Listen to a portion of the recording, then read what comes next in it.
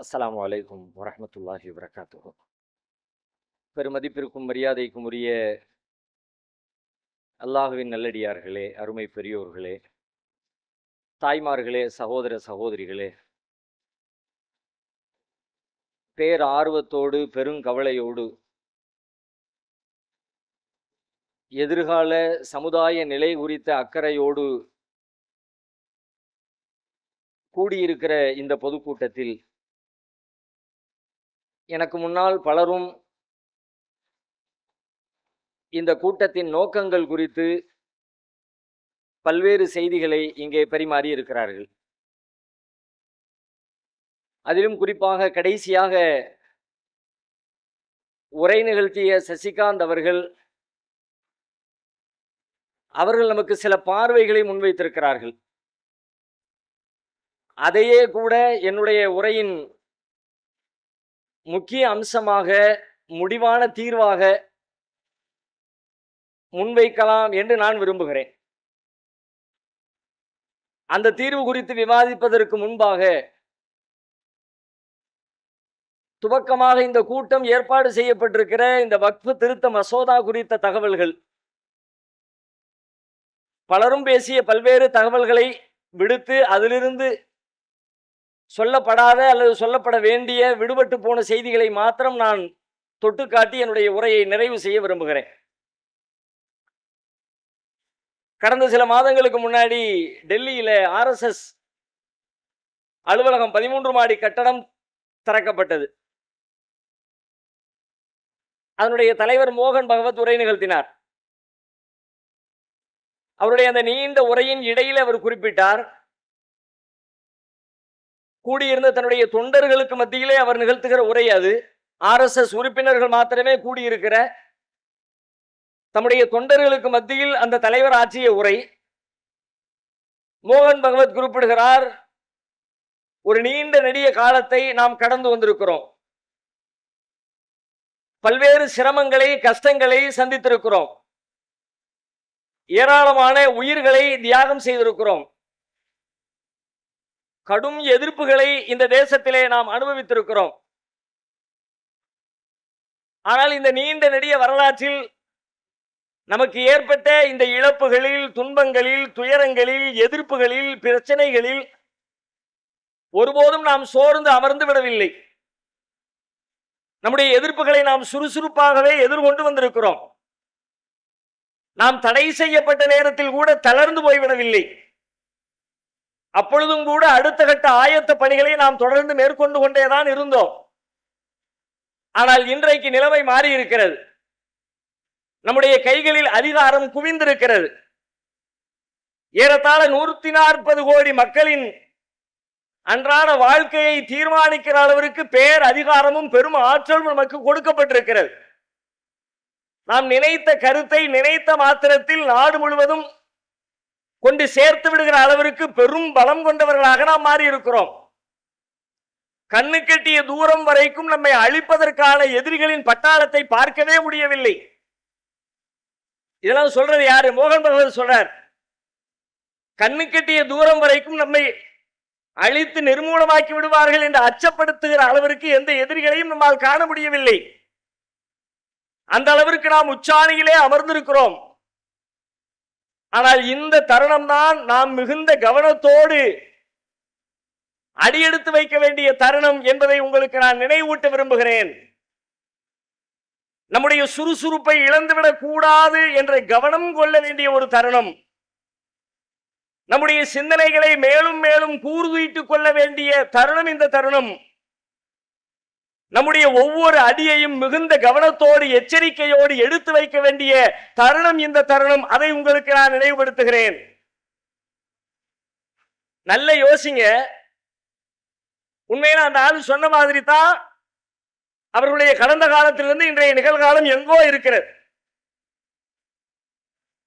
ஒண்ணுமில்லாத நிலத்தில இருந்து இன்னைக்கு ஒரு பெரிய கோபுரத்தின் மேல அமர்ந்திருக்கிறாங்க. உண்மைதான், கண்ணுக்கு முன்னாடி தெரிகிற உண்மை, அதை யாரும் மறுக்க முடியாது. பெரிய ஆட்சி அதிகாரம் உங்களுடைய கையில் இருக்கிறது. நினைத்ததை செய்து விடுகிற ஆற்றல் இருக்கிறது. அதிலும் அவர் சொன்ன மாதிரி தாங்கள் நினைத்த கருத்தை நினைத்த மாத்திரத்திலேயே நாட்டு மக்கள் மத்தியிலே கொண்டு போய் சேர்த்து விடுகிற அளவிற்கு வல்லமை இருக்கிறது. போன தேர்தலில் அமித்ஷாவே சொன்னார் 36 லட்சம் வாட்ஸ்அப் குழுமங்கள் எங்களிடத்துல இருக்கிறது. 36 லட்சம் வாட்ஸ்அப் குழுமங்கள், 36 லட்சம் மெம்பர்ஸ் இல்ல, 36 லட்சம் கான்டாக்ட் இல்ல, 36 லட்சம் வாட்ஸ்அப் குழுமங்கள். ஒவ்வொரு குழுமத்தில் எவ்வளவு இருக்கிறான்னு தெரியாது. அந்த குழுமங்களின் வழியாக நாங்க என்ன நினைக்கிறோமோ அதை ஒரு நிமிஷத்துல நாடு முழுக்க பரப்பிடுவோம். நாங்க எதை விதைக்க நினைக்கிறோமோ அதை கொண்டு போய் சேர்த்துருவோம். உண்மைதான். அப்படிப்பட்ட ஒரு வானளாவிய பேர் அதிகாரத்தில் தான் அவர்கள் இருக்கிறார்கள். அப்படிப்பட்ட இடத்துல இருக்கிறவரு கண்ணுக்கு முன்னாடி எதிர்ப்பில்லை, என்ன வேணாலும் செய்யலாங்கிற நிலையில இருக்கிறவங்க அடுத்து தேர்தல் மாறினால் காட்சிகள் மாறலாம் என்கிற அளவிற்கு மட்டுமே. ஆனாலும் கூட ஆட்சி அதிகாரம் மாறுமே தவிர அந்த ஆட்சிக்கு உள்ளே ஊடுருவி இருக்கிற அந்த சித்தாந்த மாற்றம் என்பது அவ்வளவு எளிதில் நிகழமான நிகழாது. அதுக்கு இன்னொரு அரை நூற்றாண்டு காலம் தேவைப்படும். ஏன்னா அவ்வளவு பரப்பி இருக்கிறாங்க. எல்லா மட்டங்களிலும் சிந்தனை ஊடுருவல் என்பது எல்லா மட்டங்களிலும் நிகழ்ந்திருக்கிறது. அதனால அவர் சொல்ற மாதிரி கண்ணு கட்டுகிற தூரம் வரைக்கும் பார்த்தா யாரு வந்து நம்மை வீழ்த்துவா, நம்முடைய சித்தாந்தத்தை வீழ்த்துவா, நம்முடைய கொள்கையை வீழ்த்துவா என்று வீழ்த்துவதற்கு எந்த எதிரியாவது கண்ணுக்கு முன்னாடி தெரிகிறாங்களா அப்படின்னு பார்த்தா கண்ணுக்கு முன்னாடி அப்படி தெரியவே இல்லை. அவ்வளவு தூரம் தள்ளித்தான் எதிரிகள் இருக்கிறார்கள் என்று சொல்லுகிற அளவிற்கு பலம் பொருந்திய இடத்திலே அமர்ந்திருக்கிறவர்கள் நாம் சுறுசுறுப்பாக கவனமாக பிரஞ்சையோடு நம்முடைய ஒவ்வொரு அடியையும் எடுத்து வைத்து நாம் முன்னேற வேண்டும். சொகுசாக எல்லாம் வந்துருச்சு, வசதி வந்துருச்சுன்னு அமைதியா இருந்துடக்கூடாது என்று எந்த இடத்துல இருக்கிறவர் சொல்றாருன்னா, முஸ்லிம்களாகிய நாம் இந்த இடத்துல என்ன யோசிக்க வேண்டும்? நம்முடைய பிரஞ்சை, நம்முடைய திட்டம், நம்முடைய செயல்பாடு, நம்முடைய அடிகள். ஏன்னா அவங்களோட கம்பேர் பண்ணும்போது நம்ம ஒண்ணுமே இல்லை. நம்ம இடத்துல ஒரு இந்திய அளவிற்கு முஸ்லிம் சமூகத்தை ஒன்றிணைத்து வழிநடத்துகிற ஒரு தலைமை உண்டா? ஒரு கட்டமைப்பு உண்டா? ஒரு கூட்டமைப்பு உண்டா? ஒரு செயல் திட்டம் உண்டா? நம்ம இடத்துல என்ன இருக்கிறது? என்ன பலம் இருக்கிறது? என்ன ஆற்றல் இருக்கிறது? ஆன்மீக ரீதியான விஷயத்தை நான் கடைசியில் வர்றேன். ஒரு மெட்டீரியலிஸ்டா, ஒரு தேசியவாதியா, ஒரு நாட்டின் இயல்பான ஒரு குடிமகனாக இருந்து பார்த்தால் நாம் எந்த இடத்துல இருக்கிறோம்? தொடர்ந்து அடிக்கு மேல் அடி விழுந்து கொண்டே இருக்கிறது. எந்த ஆற்றலும் தெருவில் நின்று கூப்பாடு போடுறத தவிர ஒண்ணுமே இல்லையே. கத்தி கத்தி கத்தி அந்த கத்தல்கள் எல்லாம் எந்த பயனுமே தரவில்லை என்ற விரக்தியை நோக்கித்தான் நாளுக்கு நாள் நகர வேண்டிய சூழல். நம்பிக்கை விட்டுகிற வார்த்தைகளை பேசினார்கள், நான் ஏற்கிறேன், மறுக்கவில்லை. சோர்ந்து விடக் கூடாது என்று எனக்கு முன்னால் சொல்லப்பட்ட அறிவுரைகளை நான் ஒத்துக்கொள்கிறேன். ஆனாலும் கூட நேற்றைக்கு நான் எதை செய்தேனோ அந்த செயலுக்கு என்ன விளைவு ஏற்பட்டதோ அதே செயலை இன்றைக்கு நான் செய்கிற பொழுது வேறு விளைவுகள் ஏற்படுமா? நேற்றைக்கு நான் எதை செய்தேனோ அதே செயலை இன்றைக்கு செய்தால் நேற்றைக்கு என்ன விளைவுகள் ஏற்பட்டதோ அதே விளைவு தான் இன்றைக்கு ஏற்படும் என்பது சாதாரண புத்தியுள்ளவனுக்கும் தெரிந்த ஒன்று. டெய்லி எனக்கு ஒரு 500 ரூபாய் கடையில சம்பாதிக்கிறேன். எப்படி சம்பாதிக்கிறேன்? கடையை திறக்கிறேன், ஒரு வியாபாரம் பார்க்கிறேன், மக்கள் வர்றாங்க, டெய்லி ஒரு 500 ரூபாய் எனக்கு லாபம் கிடைக்குது அப்படின்னா நேற்று செஞ்ச அதே வேலை இன்னைக்கு செஞ்ச அதே 500 தான். 5000 ரூபாய் சம்பாதிக்கணும்னா 5 லட்சம் சம்பாதிக்கணும்னா அப்ப நான் என்ன செய்யணும்? நேற்றுக்கு செஞ்ச வேலையை விட்டுட்டு 5000க்கு என்ன செய்யணும்னு பிளான் போடணும்.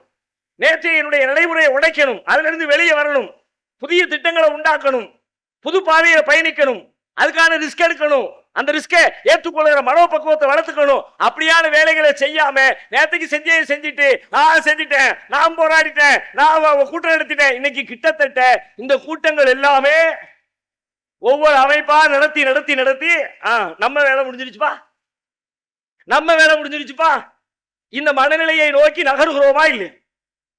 நான் மிகுந்த கவலையோடு பேசுகிறேன். யாரையும் குறைப்படுத்துவதற்காகவோ மட்டம் தட்டுவதற்காகவோ சொல்லுகிற செய்தி அல்ல, நிஜமான உண்மையான இந்த சமூகத்தின் மீதான கவலையோடு நான் கேட்கிறேன். அப்படிப்பட்ட மனநிலை நம்முடைய உள்ளத்தில் துளிர்க்கிறதா இல்லையா? நாங்க நடத்திட்டோம், நாங்க பிரம்மாண்டமாக நடத்திட்டோம், நாங்க போதுமான முடிஞ்சிருச்சா? இதை விட 100 மடங்கு சிஏஏ பண்ணியல என்ன ரிசல்ட்?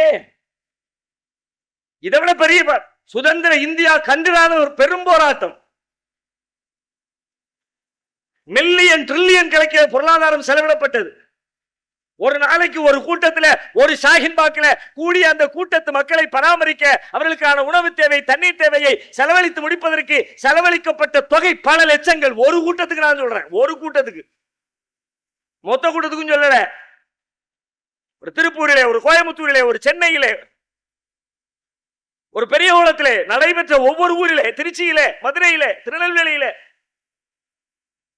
காலை முதல் மாலை வரை இரவு 12 மணி 1 மணி 2 மணி கூட்டம் அப்படியே சம்பிச்சு உட்கார்ந்து இருந்துச்சு. அதை விடவா இன்றைக்கு நீங்கள் வக்ஃபுக்காக வேண்டி பெரும் போராட்டத்தை நிறுத்தி விட்டீர்கள்?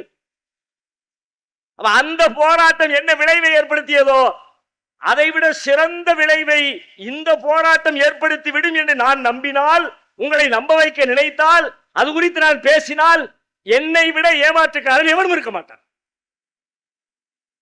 வெறும் வாய்ச்சவளால்களால், நான் வாய்ச்சவளால் பேசுறவன் நான் இல்லைன்னு மறுக்கல.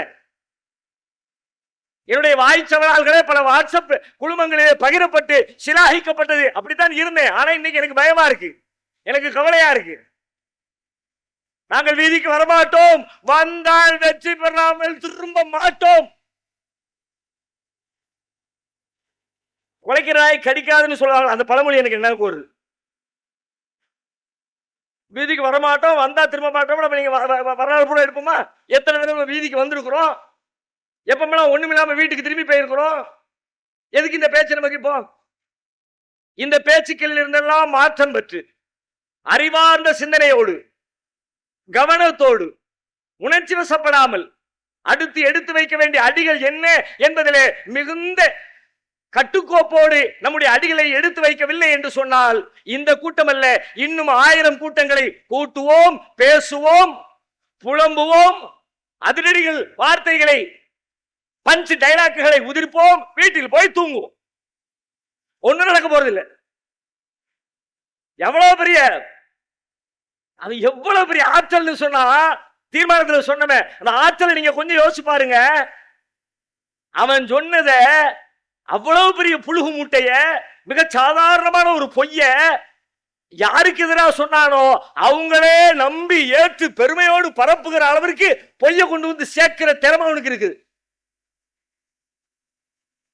இப்ப நான் ஒரு கேள்வி கேட்கிறேன், உங்களை பெரும்பாலானவர்கள் என்ன சொல்லுவீங்கன்னு எனக்கு தெரியும். என்ன கேள்வி? வக்ஃபு சொத்து எவ்வளவு இருக்கு? எல்லாரும் டயலாக் அடிப்போம். ரயில்வேக்கு பிறகு, பாதுகாப்பு துறைக்கு பிறகு இந்தியாவிலே மிகப்பெரிய சொத்து. இது யாரு சொல்றா? முஸ்லிம். நம்மளையும் சொல்றோம். நானே சொன்னதான், நானே சும்மா மேடையில சொன்னதான், இல்லைன்னு இருக்கல. இவ்வளவு பெரிய சொத்து தெரியுமா? நம்முடைய முன்னோர்கள் எவ்வளவு தர்மம் செய்திருக்கிறார்கள், அள்ளி கொடுத்திருக்கிறார்கள். இவ்வளவு பெரிய சொத்தை அவர்கள் ஆட்டையை போட பார்க்கிறார்களே, விடலாமா? ஆனா கொஞ்சம் அப்படி கண்ணை திறந்து பார்த்தா, அடே எல்லாம் இது பச்சை புழுகளா இருக்குது. அவன் பிளான் பண்ணி ஒரு செய்தியை உண்டாக்குறான், அது உண்மை இல்ல. நெசமா அப்படியான சொத்து முஸ்லிம்களிடத்தில் இல்லவே இல்லை. வக்ஃபு சொத்து அவ்வளவு கிடையவே கிடையாது. வேணும்னே அவன் ஒரு சைக்காலஜி செட் பண்றான், ஒரு உளவியல். என்ன உளவியல் தெரியுமா? ஒருத்தனை அட்டாக் பண்றதுக்கு முன்னாடி அவனை அட்டாக் பண்றது நியாயம்தான், அட்டாக் பண்றதுக்கு எல்லாரும் திரண்டு போகணும் என்கிற உணர்வை ஊட்டுவது முக்கியம். அந்த வேலையை தான் அவன் செய்யறான். எவ்வளவு சொத்து தெரியுமா? அடிச்சு புடுங்க, தப்பு இல்ல. சட்டம் இதுக்கு வந்திருக்கு, அடிச்சு புடுங்க தான் வந்திருக்கு. இப்ப வக்ஃபு திருத்த சட்டம் என்ன? எல்லாத்தையும் புடுங்கிட்டு போறதுக்கு வெளியானே, அதுக்கான வழிகள் வாய்ப்புகள் எல்லாத்தையும் மேப் போட்டு பிளான் போட்டு அதுக்கு தான் சட்டம் வந்திருக்கு. இந்த சட்டத்தை செயல்படுத்தணும்டா, செயல்படுத்தணும். அதை நம்பணும். எப்படி நம்பணும்? ஓகேடா, பாய்மார்கள் நிறைய வச்சிருக்கானுவா, எல்லாம் நம்ம சொத்து தான், அதெல்லாம் அடிச்சு புடுங்குற தப்பே கிடையாது அப்படின்னு ஊருக்கு ஊர், பள்ளிவாசலுக்கு பள்ளிவாசல் ஜெய ஸ்ரீராம் கொண்டு வந்து காவி கொடியை நட்டி வைக்கிறதுக்கு அவன் வரணும்னா அதுக்கு ஒரு உளவியல் தேவை. அந்த உளவியலை செட் பண்றான். பெரும் சொத்து முஸ்லிம்களுக்கு இருக்கிறது. சுபஹானல்லாஹ், கொஞ்சம் கண்ண திறந்தா பெரும் சொத்து முஸ்லிம்களுடைய வக்ஃபா. சரி, அப்ப முஸ்லிம் அல்லாத இந்து சமயத்துக்கு, கிறிஸ்தவ சமுதாயத்துக்கு, ஆன்மீக ரீதியாக இந்த மாதிரி அமைப்புகளுக்கு என்னென்ன சொத்து இருக்குது அப்படின்னு லைட்டா கண்ணை திறந்தோம்னா நமக்கு கண்ணை கெட்டுது. பாராளுமன்றத்தில் சொல்றார் கிரண் ரிஜிஜு, சிறுபான்மை நலத்துறை விவகாரத்துறை அமைச்சர் பேசுறார். 9.4 lakh ஏக்கர், 9.4 லட்சம் ஏக்கர் நிலங்கள் வக்ஃபுக்கு சொந்தம். 9.4 லட்சம் ஏக்கர் மைண்ட்ல ஆயிடுச்சா? 9.4 லட்சத்தை வச்சுக்கிட்டு களத்துக்கு வாங்க, தமிழ்நாட்டுக்கு வாங்க, மற்ற ஊருக்கு வேணாம், முதல்ல தமிழ்நாட்டுக்கு வாங்க. HRNC இருக்குல்ல, இந்து அறநிலையத்துறை இருக்குல்ல, அந்த அறநிலையத்துறையின் கீழே தமிழ்நாட்டில் அறநிலையத்துறை இருக்கிற சொத்து எவ்வளவு நீங்க போய் நீங்களே தேடுங்க. நான் சொல்றது உண்மையா பொய்யான்னு இணையதளத்தில் தேடுங்க, அதுக்கான வாய்ப்புகள் இருக்குது. அடிச்சு பாருங்க, உண்மையை தெரியும் உங்களுக்கு. 4,47,000 ஏக்கர் தமிழகத்து அறநிலையத்துறைக்கு. சரி, வேற மாநிலத்தில் பக்கத்தில் இருக்கிறது ஆந்திராவில் 4,65,000 ஏக்கர் நிலங்கள் அங்க இருக்குது. வேற பக்கத்துல தெலுங்கானா இருக்குது, அங்க எவ்வளவு இருக்கு? 87,000 ஏக்கர் அங்க அறநிலையத்துறைக்கு சொந்தமா இருக்குது. மூணையும் டோட்டல் பண்ண எவ்வளவு? 3 தான் சொல்லியிருக்கேன், நான் 30 சொல்லல, மொத்த மாநிலத்தை சொல்லல, டோட்டல் கவுண்ட் சொல்லல. தமிழ்நாடு சொல்லியிருக்கேன், ஆந்திரா சொல்லியிருக்கேன், தெலுங்கானா சொல்லியிருக்கேன். இந்த மூணுலையும் இருக்கிற ஹெச்ஆர்என்சிக்கு உள்ள சொத்துக்களுடைய பட்டியல் விவரம் இணையதளத்தில் கிடைக்கிறது. அரசு கெஜெட்டுகள் அரசு பதிவிதழ்கள் இருக்கிறது. மூணையும் சேர்த்து டோட்டல் பண்ணுனா 9,99,000 ஏக்கர், 9.99. உங்களுக்கு எவ்வளவு? இந்தியா முழுக்க எவ்வளவு? 9.4. வெறும் 3 மாநிலத்தில் ஹெச்ஆர்என்சி எவ்வளவு? 9.99. யாருக்கு கூட? இதுல இன்னும் பெரிய ஆச்சரியம் என்ன தெரியுமா? இந்த அறநிலையத்துறையை சாராத அவ்வளவு மடங்கள், அவ்வளவு கோவில்கள், அவ்வளவு சமய நிறுவனங்கள் தமிழ்நாட்டில் எடுத்துங்க. காஞ்சி காமகோடி இருக்குது, அந்த கணக்கு வரல, அது அவ்வளோ இருக்கு. மதுரை ஆதீனம் அவ்வளோ இருக்கு, லிஸ்ட்ல இல்ல. அது ஏன்னா அதெல்லாம் இதுல வரல, அறநிலையத்துறை லிஸ்ட் கீழே வரல. சிதம்பரம் நடராஜர் கோயில் சொத்து லிஸ்டுக்குள்ள வரல, ஏன்னா அறநிலையத்துறையில இல்ல. மதுரை ஆதீனம் இல்ல, திருப்பனந்தாள் ஆதீனம் மடம் இல்ல, திருவாரூர் ஆதீனம் இல்ல, தர்மபுரி ஆதீனம் இல்ல. அதையெல்லாம் சேர்த்தியன்னா தமிழ்நாடே தூக்கி சாப்பிடும். அப்ப மொத்த மாநிலத்திலையும் மொத்த இந்தியாவிலையும் கால்குலேட் பண்ணலாம். கேரளாவுக்கு போங்களேன், இன்னொரு ஆச்சரியமான செய்தி சொல்ல பாருங்க. கேரளாவில் ஹெச்ஆர்என்சி இல்ல, அறநிலையத்துறை ஒரு போர்டு கிடையாது. அங்க நிறைய போர்டு இருக்குது, தனித்தனி. மலபார் போர்டு தனி, குருவாயூரப்பன் போர்டு தனி, திருவிதாங்கூர் போர்டு தனி, ஒரு 5 போர்டு தனித்தனியா நிர்வகிக்குது. அந்த லிஸ்ட் கிடையாது, மொத்த போர்டு கிடையாது. இப்ப அந்த லிஸ்ட்ல நீங்க பாருங்க, இந்த திருவிதாங்கூர் பட்டியலுக்கு கீழே, நிர்வாகத்துக்கு கீழே பத்மநாபபுர சாமி கோவில் இடையில ஒரு 5-10 வருஷத்துக்கு முன்னாடி பஞ்சாயத்து ஆச்சுல, ஒரு 7-8 வருஷத்துக்கு முன்னாடி சொத்துக்களை எல்லாம் கவர்மெண்ட் எடுக்க போகுது, ஆபரணங்களை எல்லாம் அரசாங்கம் எடுக்க போகுது அப்படின்னு யோசிச்சாங்க, பேசினாங்கல்ல. அந்த பத்மநாபபுர சாமி கோவில் ஒவ்வொரு கோவிலுக்கும் சொத்து இருக்குது. குருவாயூரப்பனுக்கு இருக்கு, சபரிமலைக்கு இருக்குது, மலபாருக்கு இருக்குது, எல்லாத்துக்குமே இருக்குது. அதுல பத்மநாபபுர சாமி கோவிலை எடுத்து அந்த கோவிலுக்குள்ள இருக்கிற நூற்றுக்கணக்கான அறைகள்ல ஒரு அறையை ஓபன் பண்ணி அந்த அறையில இருக்கிற கோயிலுக்கு சொந்தமான ஆபரணங்களை கணக்கிட்டு அந்த கணக்கீடு செய்த தொகையை இந்தியா முழுவதும் ஒரு பெரிய விவாத பொருளாக மாறியது. கணக்கீட்டின் தொகையின் அளவு எவ்வளவு தெரியுமா? 1.2 லட்சம் கோடி. 1.2 லட்சம் கோடி. ஒரே ஒரு ரூம் தான் திறந்திருக்கு, இன்னும் மற்ற ரூம் திறக்க கூடாது. அது எங்களுக்கு சொந்தம், பரம்பரை சொத்து, கைவிக்க கூடாது, அரசு வராத. 1.2 லட்சம் தான். அப்படியே திரும்ப கிரண் ரிஜிஜுக்கு போங்க, அவர் சொல்றாரு 9.4 லட்சம் ஏக்கர். அவருடைய மதிப்பு எவ்வளவு தெரியுமா? 1.2 லட்சம் கோடி. சேமா இருக்கா? திருவனந்தபுரத்துல பத்மநாபபுர சாமியில ஒரு ரூமுக்குள்ள இருக்கிற சொத்து 1.2 லட்சம் கோடி. நீ மொத்த நாட்டுல இருக்கிற சொத்து 1.2 லட்சம் கோடி. ரொம்ப பெரிய ஆளுல ஏப்ப தர்மம், எவ்வளவு சொத்து. ஒத்த ரூமுக்கு ஈக்குவலா சொத்து இல்ல, வச்சு செஞ்சா ஊரெல்லாம் பரப்பனா சொத்து, அப்படி சொத்து, இப்படி சொத்து, ஆட்டையை போடு அப்படின்னா நம்மளும் சேர்ந்து எங்க முன்னோர்கள் எப்படி தர்மம் செஞ்சார்கள் தெரியுமா? அள்ளி கொடுத்தார்கள் தெரியுமா? தர்காவுக்கு கொடுத்தார்கள், அபரஸ்தானுக்கு கொடுத்தார்கள், பள்ளிவாசலுக்கு கொடுத்தார்கள். ஒண்ணுமில்லை. இதெல்லாம் ஆசையை தூண்டுவதற்கு, பொறாமையை ஊட்டுவதற்கு, முஸ்லிம்களுக்கு எதிரான நடவடிக்கைகளுக்கு அவர்களை முன்னோக்கி தள்ளுவதற்காக அவர்கள் செட்டப் செய்த பொய்கள். அந்த பொய்களை நம்மையே நம்ப வைக்கிற அளவிற்கு திருப்பதி கோயில்ல இந்த ஆண்டு செய்யப்பட்டிருக்கிற வங்கி தங்க பத்திர முதலீடு எவ்வளவு தெரியுமா? வங்கியில கோல்டு பத்திரம்னு சொல்லுவாங்கல்ல, நம்ம கொடுக்குற இதுக்கு ஈக்குவலா கோல்டு பத்திரம் கொடுத்துருவாங்க, அக்ரிமெண்ட் எழுதி பேங்க்ல. 10 டன் கோல்டு. கதை இல்லைங்க, பொய் இல்லைங்க, செக் பண்ணிக்கங்க, திருப்பதி இணையதளத்தில் போய் பார்த்துக்குங்க. 10 டன்னு தங்க பத்திரம். 10 டன்னுனா 10 டன் எவ்வளோ? 10,000 கிலோவா? 10,000 கிலோ டன்னு தங்கம். தங்க பத்திரமா? தங்க பத்திரத்துக்கு மட்டும் ஜுவல்ஸ் தனியா இருக்கு, ஆபரணம் தனியா இருக்கு, சொத்து தனியா இருக்கு, நிறுவனம் தனியா இருக்கு, கேஷ் தனியா இருக்கு, எல்லாம் தனித்தனியா இருக்கு. வெறும் கோல்டு பத்திரத்துக்கு மட்டும் 10,000 கிலோ கோல்டு. ஆமா, நம்ம பெரிய ஆளுங்க, நம்ம சொத்து இருக்க. நான் ஒன்று கேட்க விரும்புகிறேன். முஸ்லிம் அல்லாத இங்கே நடைபெறுகிற இந்த கூட்டம் ஆட்சியாளர்களின் கவனத்தை ஈர்ப்பதற்காக அல்ல, அவர்கள் இந்த குரலை கேட்டு சட்ட திருத்தத்தில் ஈடுபட்டு விடுவார்கள் என்ற முட்டாள்தனமான நம்பிக்கையிலும் இல்லை. என்னுடைய தொப்புள் கொடி உறவுகளாக இந்த தேசத்திலே அண்ணன் தம்பிகளாக மாமன் மச்சான்களாக உறவு பாராட்டி வாழ்ந்து கொண்டிருக்கிற என் இந்து சகோதர, என் கிறிஸ்தவ சகோதர, இந்திய குடிமக்கள் அத்தனை பேரிடத்தில் நான் நியாயம் கேட்பதற்காக உங்கள் முன்னால் இருக்கிறேன். நீங்க சொல்லுங்க, என்ன நியாயம்? பொய் இல்லையா? இந்த பொய்யை ஏன் சொன்னா? அபகரிக்கிற சொல்லலையா? இது நியாயமா? இந்த சட்ட நியாயமா? நீ சொல்லுப்பா. அது சொத்து கிடைக்குது கிடைக்கல ரெண்டாவது. மொத்த சொத்து போனா என்ன? எத்தனை 10 லட்சம் ஏக்கர் போகுதா? இறைவன் நாடினால், முஸ்லிம்கள் திட்டமிட்டால், ஒரே கவனத்திலே தங்களுடைய செயல்பாடுகளை குவித்தால் 10 லட்சம் ஏக்கர் என்ன, 1 கோடி ஏக்கரை இன்ஷா அல்லாஹ் பதிவு செய்வோம். 1 கோடி முடியாது நினைக்கிறீங்களா? இது வெறும் உதாரணம் நினைக்கிறீங்களா? அப்படி யாரு நினைச்சீங்களே நீங்க இந்த காலத்துக்குரிய ஆள் இல்லை. Get out.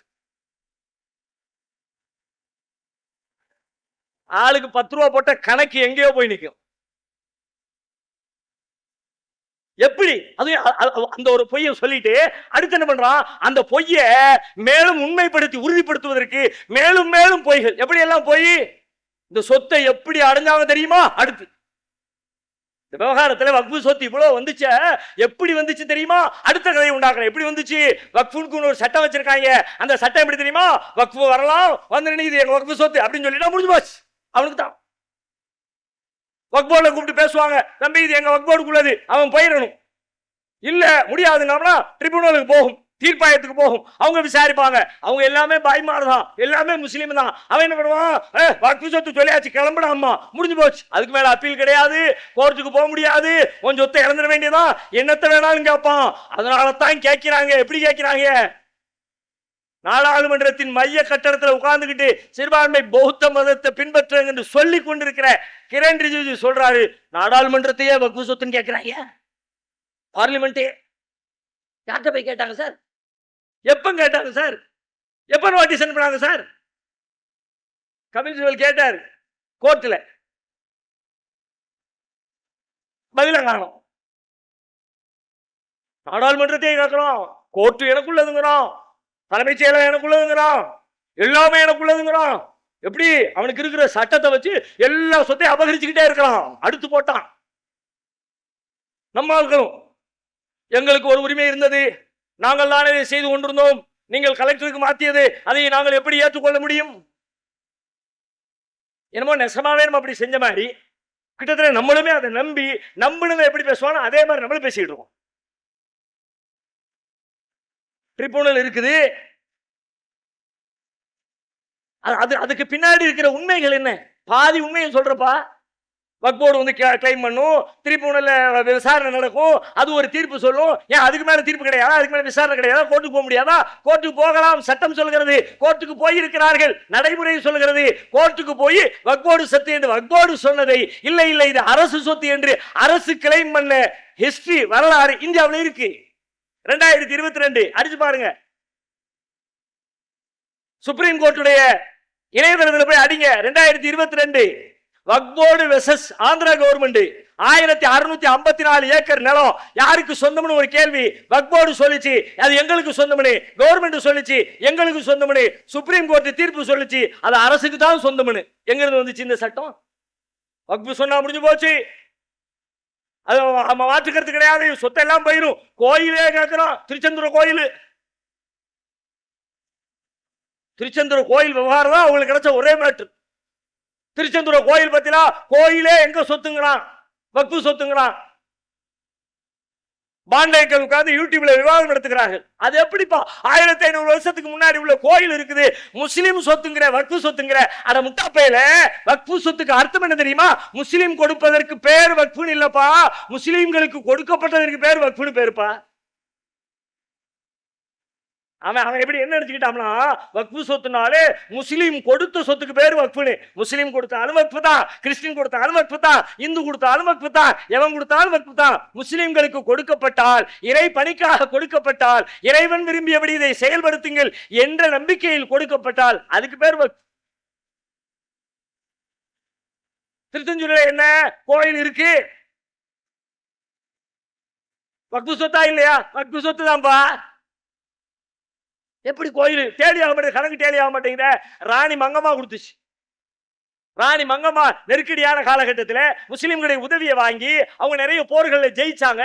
மனமும் வந்து என்ன பண்றாங்க, அவங்க ஒரு குறிப்பிட்ட பகுதி முழுக்க இந்த விவசாய நிலங்களை பூரா நீங்க வச்சுக்கீங்க அப்படின்னு சொல்லிட்டு அந்த பகுதியில் வாழ்ந்த முஸ்லிம்களுக்கு அன்பளிப்பாக நன்கொடையாக அவர்களுடைய நற்பணிகளுக்காக வேண்டி ராணி மங்கம்மா கொடுக்குறாங்க.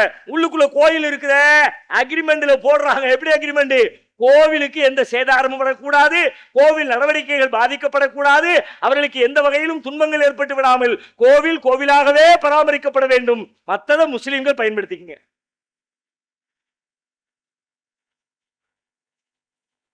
அது நவாபு கொடுக்கல, ராணி மங்கம்மா தான் கொடுத்தா. அவங்களுக்கு சொந்தம். கோயிலுக்கு பக்கத்துல உள்ளதெல்லாம் உனக்குப்பா, கோயிலுக்கு எந்த டிஸ்டர்ப் பண்ணாம அதை நீ பயன்படுத்திங்க. 389.03 ஏக்கர் வக்ஃபு நிலமாக யாரு சொல்லுதா? இன்னைக்கு போய் வக்ஃபு சொல்லல, இப்ப ஏதோ புதுசுங்கிறான். 1954 கணக்கெடுப்பு நடத்தி 1956 இந்திய அரசின் கெஜெட் நோட்டிபிகேஷனில் இது வக்ஃபு ப்ராப்பர்ட்டி என்று அரசிதழ் சொல்கிறது. என்னமோ நான் சொன்னேன், முஸ்லீம் சொன்னா வக்ஃப் போர்டு கிளைம் பண்ணிச்சு, அப்ப கவர்மெண்ட் அதனுடைய இணையதளத்தில் போட்டு வச்சிருக்காங்க. என்ன அர்த்தம்? இப்ப இந்த சொல்றது யாரு? நான் சொல்லல, நீ சொல்லல, வக்ஃபு வாரியம் சொல்லல, அரசாங்கம் சொல்லு இது வக்ஃபுக்கு சொந்தமான சொத்து. நல்லா யோசிங்க. இப்ப எதுக்கு இந்த சட்டத்தை கொண்டு வந்திருக்கிறாங்க? சட்டம் வந்து முஸ்லிம்களை பாதுகாக்க, வக்ஃபு சொத்துக்களை மீட்க. அமித்ஷா பேசுறார். எதற்காக வக்ஃபு சொத்துக்கள் நியமிக்கப்பட்டதோ அதற்காக பயன்படுத்தப்பட வேண்டும் என்பதற்காகத்தான் இந்த திருத்தத்தை கொண்டு வந்திருக்கிறோம். Okay, very good Amit Shah sir. அப்ப நீங்க என்ன பண்ண போறீங்க? திருச்செந்தூர் லேண்டு வக்ஃபு லேண்டுன்னு கன்ஃபார்ம் ஆயிடுச்சு, ஆக்கிரமிப்பாளர்களிடமிருந்து கைப்பற்றி கொடுக்கணும். இப்போ உங்களுடைய ஆன்சர் என்ன சார்? திருச்செந்துரை லேண்டுக்கு அமித்ஷா சாருடைய ஆன்சர் என்ன? வக்ஃபு லேண்டு ஆக்கிரமிப்பில் இருக்கிறது, மீட்க போகிறோம். மோடி சொன்னார்ல, இந்த சொத்தை எல்லாம் பயன்படுத்தி இருந்தா எவனும் பஞ்சர் ஓட்ட போயிருக்க மாட்டான். ஓகே, நான் ஏத்துக்கிறேன். இப்போ கண்ணுக்கு முன்னாடி வந்துருச்சு, நீங்க சட்டை ஏத்திட்டீங்க, களம் நிலவரம் வந்துருச்சு, ஆக்கிரமிப்பாளர் கண்டுபிடிச்சிட்டீங்க. யார் ஆக்கிரமிப்பாளன்? திருச்செந்தூரில் இருக்கிற மக்கள் எல்லாம் அந்த வக்ஃபு சொத்தை தரமாட்டேங்கிறாங்க. இப்போ அதை எடுத்து வக்ஃபுக்கு கொடுத்து முஸ்லிம்களின் வாழ்க்கையை முன்னேற்ற போறீங்களா? அதை தூக்கி அவங்க கையில கொடுத்து முஸ்லிம்களுடைய சொத்துக்களை ஆட்டைய போட போறீங்களா? அங்கேயே 2 பதிவு இருக்குது. 389.0 ஏக்கர் நிலம் வக்ஃபு லேண்டு, அதே ஊர்ல 369 ஏக்கர் நிலம் கோவில் நிலம்னு இருக்கு. ரெட்டை இடத்தை பாருங்க. கோவில் நிலம் எல்லாம் அவங்கள்ட்டே இருக்கணுமா, வக்ஃபு நிலத்தோட பிடிக்கணும். கோவில் நிலம் அறநிலையத்துறைக்கு வர வேண்டும் என்றால் வக்ஃபின் நிலம் வக்ஃபு வாரியத்துக்கு வர வேண்டுமா இல்லையா? ஒரு சாதாரண ஒரு எல்கேஜி லெவல் நீதி. இந்த நீதியை கூட உங்களால் தரமாட்டார்கள். அவர்கள் நீதி தருவதற்காக இந்த சட்டத்தை கொண்டு வரவே இல்லை. ட்ரிபியூனல் இருக்கு. அதுல பெரிய பயங்கரமான வாதம் என்ன தெரியுமா? யூடியூப்ல போய் பாருங்க. இவனு நடத்துற யூடியூப் விவாதத்துல பூரா நீனே இது எனக்கு சொந்தம்னு சொல்லிட்டு நீயே ஜட்ஜா இருந்து நீயே தீர்ப்பு சொல்லி நீயே ஆட்டைய போடுறிய. இந்த ட்ரிபியூனல் தீர்ப்பாயம் இது ஏத்துக்க முடியுமா? நம்ம ஆட்கள் இந்த மேடையில் கேட்கிற அதே கேள்வி அவங்க கேட்கறான். என்ன கேள்வி? கலெக்டர் வைக்கிற, கலெக்டர் கவர்மெண்ட் ஆளு, கவர்மெண்ட்டுக்கு சாதகமா தீர்ப்பு சொல்றதுக்கு கவர்மெண்ட் பார்ட்டியை நீ வைப்பியா? அதே மாதிரி ட்ரிபியூனல் அவன் முஸ்லீம் ஆளு, முஸ்லீமே சொத்தை எடுக்கிறதுக்கு முஸ்லீமே வச்சு வாதியாக அவன் நீதிபதியா வச்சா அதை ஒத்துக்க முடியுமா? அவன் கேட்கலாம். முதல்ல ட்ரிபியூனல் ஏன் வந்துச்சு, எதுக்கு வந்துச்சுன்னு வரலாறு தெரிஞ்ச இந்த கேள்வி வேற. அவன் நினைச்சுக்கிட்டான் வக்ஃபு வாரியத்துக்கு மட்டும்தான் ட்ரிபியூனல் இருக்கணும். ட்ரிபியூனல் லிஸ்ட் அவ்வளோ இருக்கு. தீர்ப்பாயம் நீதிமன்றங்களுடைய சுமையை குறைக்கிறதுக்காக அந்தந்த பகுதியில் அந்தந்த பிரச்சனையை முடிச்சு வைக்கணும், அது முடியாத கட்டத்தில் நீதிமன்றத்துக்கு வரணும் என்பதற்காக வேண்டி கொண்டு வரப்பட்டது ட்ரிபியூனல் தீர்ப்பாயம். எல்லா இடத்துலையும் இருக்கு. இன்கம் டாக்ஸ்ல போய் பாருங்க, அங்க தீர்ப்பாயம் இருக்கு. அவன் தீர்ப்பு சொல்லுவான். கோர்ட்டுக்கு நிகராக ஆர்டர் போடுகிற அதிகாரம் இன்கம் டாக்ஸ் ட்ரிபியூனலுக்கு இருக்கிறது. அவன் ஒரு பார்ட்டி. இன்கம் டாக்ஸ் கெட்டாதவன், இன்கம் டாக்ஸை வசூலிக்க வேண்டிய நிறுவனம் இந்த நிறுவனமே நீதிபதியா இருந்து அவன்கிட்ட கேள்வி கேட்குது. 2 பேரும் வாதி பிரதிவாதி நீதிபதியா இருக்கலாமா கூடாது அப்படின்னா இன்கம் டேக்ஸ் கலைச்சிரு. அதுல மட்டும் என்ன ட்ரிபியூனல்? தொழிலாளர் நலத்துறை ட்ரிபியூனல் இருக்கிறது, கலைச்சிரு. தொழிலாளர் ஓய்வூதிய நிதி விநியோக அமைப்பு ட்ரிபியூனல் கலைச்சிரு. ஸ்டேட் டிரான்ஸ்போர்ட் கார்பரேஷன் போக்குவரத்து துறையில ட்ரிபியூனல் இருக்கிறது, கலைச்சிரு. மோட்டார் வாகனங்களில் ஏற்படுகிற விபத்துக்களுக்கு காப்பீடு வழங்குகிற இடத்துல ட்ரிபியூனல் அமைத்திருக்கிற அரசு, கலைச்சிரு. என்ன வக்குல பண்ற நீனே தீர்ப்பு சொல்லலாமா? அப்ப இன்கம் டாக்ஸ் ஆபீசர் அவரே தீர்ப்பு சொல்லலாமா? தொழிலாளர் நலத்துறை அவரே தீர்ப்பு சொல்லலாமா? மோட்டார் வாகன சட்டம் யாரு பணத்தை கொடுக்கணுமோ அவரே தீர்ப்பு சொல்லலாமா? ரயில்வேல ஏற்படுகிற நஷ்டஈட்டுக்கான வழக்கை அதுக்கு தீர்ப்பாயம் வச்சிருக்கான், அவனே சொல்லலாமா? பச்சை பொய், பொய் பொய் பொய், பொய்யிலே பிறந்து பொய்யிலே வளர்ந்த புலவர் பாட்டு படிப்பா பார்த்தீங்களா? அதுக்கு 100% பொருத்தமான டீம். பொய் புழுகு முட்டை ஏமாத்து பிராடு கந்து வெட்டி கள்ளத்தனம் எல்லாம் டோட்டல் ஒட்டுமொத்த குத்தகை. எல்லாத்துக்கும் நான் கேட்கிறேன், முஸ்லிம் எல்லாரும் சொந்தங்களை பார்த்து கேட்கிறேன், எல்லோருக்கும் இருக்கிற நீதி எங்களுக்கு மட்டும் ஏன் மறுக்கப்படுகிறது? எல்லோரும் தீர்ப்பாயம் வைக்கலாம், எல்லோரும் தீர்ப்பளிக்கலாம். அதிலே அவர்களுக்கு முடியாத பொழுது நீதிமன்றத்தை அணுகலாம், ஹைகோர்ட்டுக்கு போகலாம், சுப்ரீம் கோர்ட்டுக்கு போகலாம். அதே வேளையை வக்ஃப் போர்டு என்கிற பெயரிலே முஸ்லிம் சமூகம் செய்தால் அதை மட்டும் ஏன் மறுக்கிறீர்கள்? இது நீதியா? எல்லாருக்கும் உள்ள இன்னொரு நீதி என்ன? ஒரு சொத்து யாருக்கு சொந்தம் அப்படிங்கிற விவகாரத்துல எப்படி அதை தீர்ப்பளிப்பது? அரசு அதுக்கு பல்வேறு விஷயங்களை சொல்லுது. என்னென்ன டாக்குமெண்ட் இருந்துச்சுன்னா இதை வச்சு இது இவருக்குள்ள சொத்துன்னு சொல்லலாம். ஓகே, டாக்குமெண்ட் ஒண்ணுமே இல்ல, அனுபவ பாத்தியதை ஒருத்தருக்கு இருக்கு, சொல்லலாமா? சொல்லலாம். சட்டம் சொல்லுது, இந்தியாவுடைய சிவில் சட்டம் சொல்லுது, ஒரு ஆளு நீண்ட காலமா பயன்படுத்திட்டு இருக்காரு. நீண்ட காலம்னா 12 வருஷம் போதும், ரொம்ப வருஷம் தேவையில்லை, 12 வருஷம்.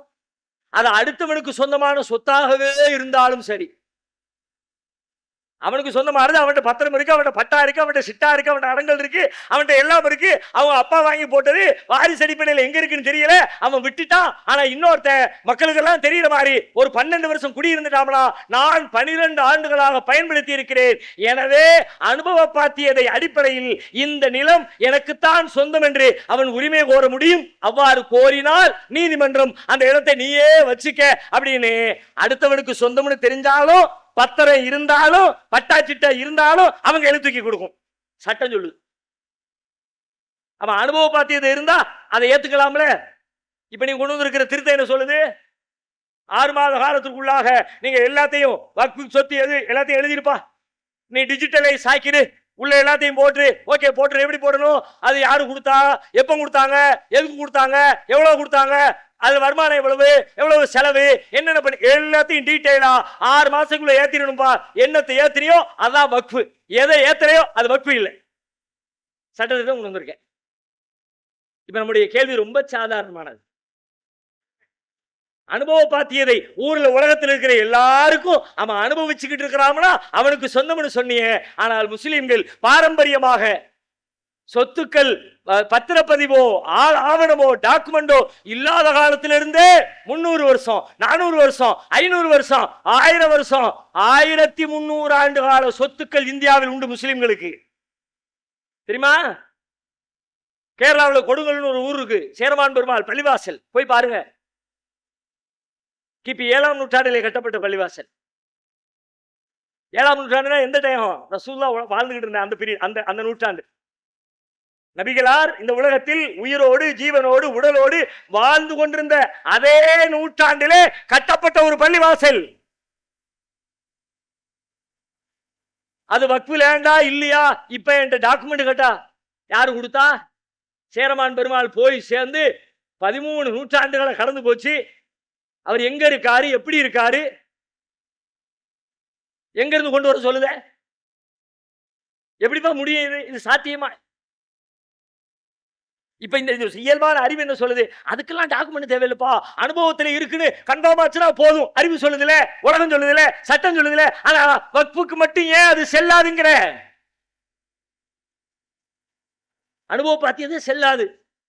எத்தனை லேண்டுக்கு நீங்க அனுபவம் காட்டுவீங்க? திருச்சி ரயில்வே கோட்டை ரயில்வே ஸ்டேஷன் ஒரு ரயில்வே ஸ்டேஷன் இருக்கு. அந்த ரயில்வே ஸ்டேஷனுக்கு பக்கத்துல மக்கா மசூதின்னு ஒரு பள்ளிவாசல் இருக்கிறது. ஏறத்தாழ கிபி 7ஆம் நூற்றாண்டில் அந்த பள்ளிவாசலுக்கு பிறகு கட்டப்பட்ட பள்ளிவாசல். எங்க இருந்து ரெக்கார்டு கொண்டு வருவான்? கீழக்கரையில மீன்கடை பள்ளிவாசல் ஒண்ணு இருக்குது. கிபி 8ஆம் 9ஆம் நூற்றாண்டிலே கட்டப்பட்டது. மதுரையில் காஜிமார் ஸ்ட்ரீட்ல ஒரு பள்ளிவாசல் இருக்குது. 1200 13ஆம் நூற்றாண்டிலே கூன்பாண்டிய மகாராஜா அவர் கொடுத்த அந்த சொத்துக்களால் உருவாக்கப்பட்ட ஒரு வக்ஃப் லேண்ட் அது. அதுக்கு நீ ஆதாரத்தை கொண்டு எங்கேயா போவான்? இது மாதிரி எத்தனை ஆயிரம் சொத்துக்கள் இருக்கிறது. அனுபவ பாத்தியதை அடிப்படையில் ஆண்டாண்டு காலமாக நாங்கள் பயன்படுத்தி கொண்டிருக்கிறோம். எல்லாத்துக்கும் ரெக்கார்டை கொடுனா அப்ப நீ என்ன சொல்ல வர்ற? ரெக்கார்டு கேட்பான், அவனுக்கு தர முடியாது. இல்லம்மா நீ என்ன பண்ணு? இல்ல இது எங்க அப்பா சொத்து, இது எங்க பாட்டன் சொத்து, எங்க தாத்தன் சொத்து, எங்க கோயில் சொத்து அப்படின்னு ஜெய் ஸ்ரீராம்னு ஒரு கொடியை நட்டு பஞ்சாயத்து ஆரம்பிச்சு. ஏற்கனவே வழக்கறிஞர் சொன்ன மாதிரி ஒரு பாபர் பள்ளி எடுக்கிறதுக்கு 100 வருஷம் ஆச்சு. அதே மாதிரி இன்னொரு 100 வருஷம் காத்திருக்க கூடாது. நம்ம கையில 3000 பள்ளிவாசல் இருக்கு. என்ன பண்றது? 3000க்கு சேர்த்து ஒரு அமெண்ட்மெண்ட் கொண்டு வா. அதுக்கு கொண்டு வந்து அமெண்ட்மெண்ட் தான் இது. ஒரு 10-15 ஆண்டுகளுக்கு முன்னால் மதுரையில் நடந்த ஒரு நிகழ்ச்சியை சொல்றேன். அவனுக்கு இது எப்படி லட்டு மாதிரி இருக்கும்னு யோசிங்க. அந்த ஏரியா பேரு அநேகமா சத்யா நகர்னு நினைக்கிறேன். சரியா என்னுடைய நினைவு சரியா தெரியல. அதை வெரிஃபை பண்ணிக்கணும். சத்யா நகரா இருக்க வாய்ப்பு இருக்கிறது. அதிகாலை ஒரு 3 மணி, 2:30 3 மணி. அங்க ஒரு பள்ளி இருக்கு. பள்ளிவாசலுக்கு பக்கத்துல பள்ளிக்கு சொந்தமான வக்ஃப் லேண்டு, ஒரு பெரிய லேண்டு முள்ளு படர்ந்து அடைஞ்சு கிடக்குது. எந்த பயன்பாடும் இல்லை. ஆனால் பள்ளிவாசலுடைய நிர்வாகத்தின் கீழ் இருக்கிறது. திடீரென்று ஒரு நாள் அது அவனு கண்ணை உறுத்திக்கிட்டே இருக்கியா, இப்ப இவ்வளவு பெரிய சொத்து இருக்க, முக்கியமான இடத்துல இருக்க, கொஞ்சம் தாட்டை போட்டா நல்லா இருக்குமே. அவங்களுடைய இயல்பான உணர்வு தான், அதை குறை சொல்ல முடியாது. அது வரலாற்று தான். நீங்க ஆச்சரியப்படும். அடுத்த கொஞ்சம் ஆட்டை போடுற அந்த உணர்வு வந்ததுனால அது இயல்பு உங்களுக்கு. ஓகே, ஆட்டை என்ன பண்றது? நைட்டு ஒரு 2-2:30 மணிக்கு திடீர்னு என்ன பண்ணா, நைட்டா யாருக்கும் தெரியாம ஆள் இல்லாத நேரத்தை போய் ஒரு கடப்பாறையை தோண்டி ஒரு வேலை கம்ப நட்டி ஒரு மஞ்சள் துணியை கட்டி ஒரு சிலையை வச்சு ஒரு குங்குமத்தை போட்டு ஒரு தண்ணியை தொளிச்சு விட்டுட்டு போயிட்டான். எத்தனை மணி இருக்கும்? 2:30 3 மணி. ஒரு கிராமம், யாரும் இல்லாத நேரம். ஒரு 4:30 மணி இருக்கும். பள்ளிவாசலுக்கு வாங்க சொல்ல மோயினார் வர்றாரு. திடீர்னு ஒரு இடம் கிளீன் பண்ணி ஒரு கோயில் முளைச்சிருக்கு. உடனே அடிக்கிறாரு, இப்படி ஒரு கோயில் வந்திருக்கு. ஒண்ணும் பண்ணாத, உடனே நீயே நேரா போ, அங்க ஊனி வச்சிருக்கிற அந்த வேலை உருவு கல்லை உடைச்சி எடு, நேரா தூக்கி கொண்டு அது இருந்த இடம் தெரியாத அளவுக்கு கொண்டு போய் பள்ளிவாசல்ல ஒரு பாத்ரூம்ல கக்கூஸ்ல எங்கிட்டு வெளியே தெரியாத இடத்துல கொண்டு போய் வச்சிரு என்று இன்ஸ்ட்ரக்ஷன் கொடுத்துட்டோம். காலையில் சுபுகு 5 மணிக்கு மக்கள்லாம் வந்துட்டாங்க. 6 மணி 6:30 மணி ஆயிடுச்சு. ஸ்பாட்ல கலெக்டர் இருக்கிறாரு, எஸ்பி இருக்கிறாரு, காவல்துறை அதிகாரி இருக்கிறாங்க. என்னடான்னு கேட்டா, இங்கிருந்த கோயிலை காணோம். அடே 2:30 மணிக்கு வச்ச கோயிலுக்கு காலையில் 6 மணிக்கு என்னமா நம்ம கவர்மெண்ட் வேலை பார்க்குதுடா. யாருக்கு சர்வீஸ் பண்ண விளங்குதா? எங்கெல்லாம் இந்த இந்துத்துவ மதம் மூடிக்கு தெரியுதா? இந்துத்துவ மதம் அது ஒரு புது மதம், அது இந்து மதம் இல்லை. இந்த இந்துத்துவ மதம் எங்கெல்லாம் மூடி தெரியுதா? கூப்பாடு போட்டாலும் கலெக்டர் வரமாட்டாரு. காலையில 6-6:30 மணிக்கு கலெக்டர் இருக்கிறாரு, காவல்துறை கண்காணிப்பாளர் இருக்கிறாரு, வெறும் படையை நிக்குது. கோயில் இருந்துச்சாமே, அவர் அடிக்கிறாரு. இது மாதிரி வந்துட்டாங்க, என்ன பண்றதுன்னு தெரியல. ஒண்ணும் பண்ண தேவையில்லை, ஒரே பதில் சொல்லு. கோவில் இருந்துச்சா இல்லையான்னு இந்த ஊர்க்காரங்கள்ட்ட கேளுப்பா. யாராவது இருந்துச்சுன்னு சொன்னா தாராளமா வச்சுக்க அப்படின்னு சொல்லு. ஊர்ல போய் எல்லாத்தையும் கடையா கேட்டான். கோயிலா இங்கயா? என்னையா கதை விடுற? வருஷம் 50 வருஷமா இருக்கேன், 40 வருஷமா இருக்கேன், 30 வருஷமா இருக்கேன். ஓடுட்டான். பிரச்சனை அதோட சால்வ். ஆனா காலையில 6 மணிக்கு மோதினார் மட்டும் உடனே போய் போலீஸ் ஸ்டேஷன்ல ஒரு புகார் கொடுத்திருந்தாரு. இன்னைக்கு ஜாம்னு ஒரு ராமர் கோவிலை போல இங்கே ஒரு ராமர் கோயில் கட்டப்பட்டிருக்கும். பல வருஷமா பொது வெளியில சொல்லப்படவே இல்லை. அது இப்ப சொல்றோம். ஏன்? அதான் பிராடுத்தனம்னா எல்லாம் சந்தி சிரிக்குதப்பா. முழுக்க நீ பிராடுங்கிறது அப்ப சொன்னு வச்சுங்க. உடனே கோயில் இருந்திருக்கு, மேடையில பேசிருக்கானுவோ, ஆதாரம் இருக்குன்னு திரும்ப நீ எல்லாத்தையும் கூப்பிட்டு வர எதுக்கு? வருஷம் 10 வருஷம் 15 வருஷம் ஆயிடுச்சு. நல்ல யோசிங்க. அப்ப ஆட்டையை போடுறதுக்கு என்னெல்லாம் வழி உண்டோ அதை எல்லா வழியும் ஓபன் பண்ணி கொடுக்குறான். அனுபவம் பாத்தியது கிடையாது. அதன் வழியா பிரச்சனை கொண்டு வா. 12 வருஷம் எவன் கையிலையா இருந்தா அந்த சொத்தை அந்த சட்டத்தின்படி, எந்த சட்டத்தின்படி? பொதுவா சட்டத்துல 2 வகை இருக்குங்க. பொது சட்டம் ஒண்ணு இருக்கும், சிறப்பு சட்டம் ஒண்ணு இருக்கும். குற்றவியல் தண்டனை சட்டம், பெண்களுக்கு எதிரான குற்ற சட்டம், அப்படியெல்லாம் இருக்குது. ஆனா கவர்மெண்ட் என்ன பண்ணும்னு கேட்டா, ஒரு குறிப்பிட்ட மக்களுக்கு, குறிப்பிட்ட பிரிவுக்கு ஏதேனும் சிக்கல் வருதுன்னா அதை சரி பண்றதுக்காக வேண்டி சிறப்பு சட்டத்தை கொண்டு வருவாங்க. பாலியல் அத்துமீறல் சட்டம், பொது சட்டம் இருக்கிறது. சின்ன பிள்ளைங்களை அத்துமீறல் பண்ணனா தனியா கொண்டா போக்சோ சட்டம் கொண்டு வந்திருக்காங்கல்ல. அதுவே பணியிடங்களில் செய்தால், வேலை பார்க்கும் இடங்களுக்கு அதுக்கு ஒரு தனி சட்டம். குடும்பத்துக்குள்ள புருஷன் பொண்டாட்டியை செஞ்சா, ஒரு புருஷன் பொஞ்சாதிய அடக்குமுறை பண்ணா குடும்ப வன்முறை சட்டம். அதுவே வரதட்சணையின் பெயரால் நடந்தால் வரதட்சணை ஒழிப்பு சட்டம். எல்லாம் சிறப்பு சட்டம். ஒரு பொது சட்டம் இருக்கும்.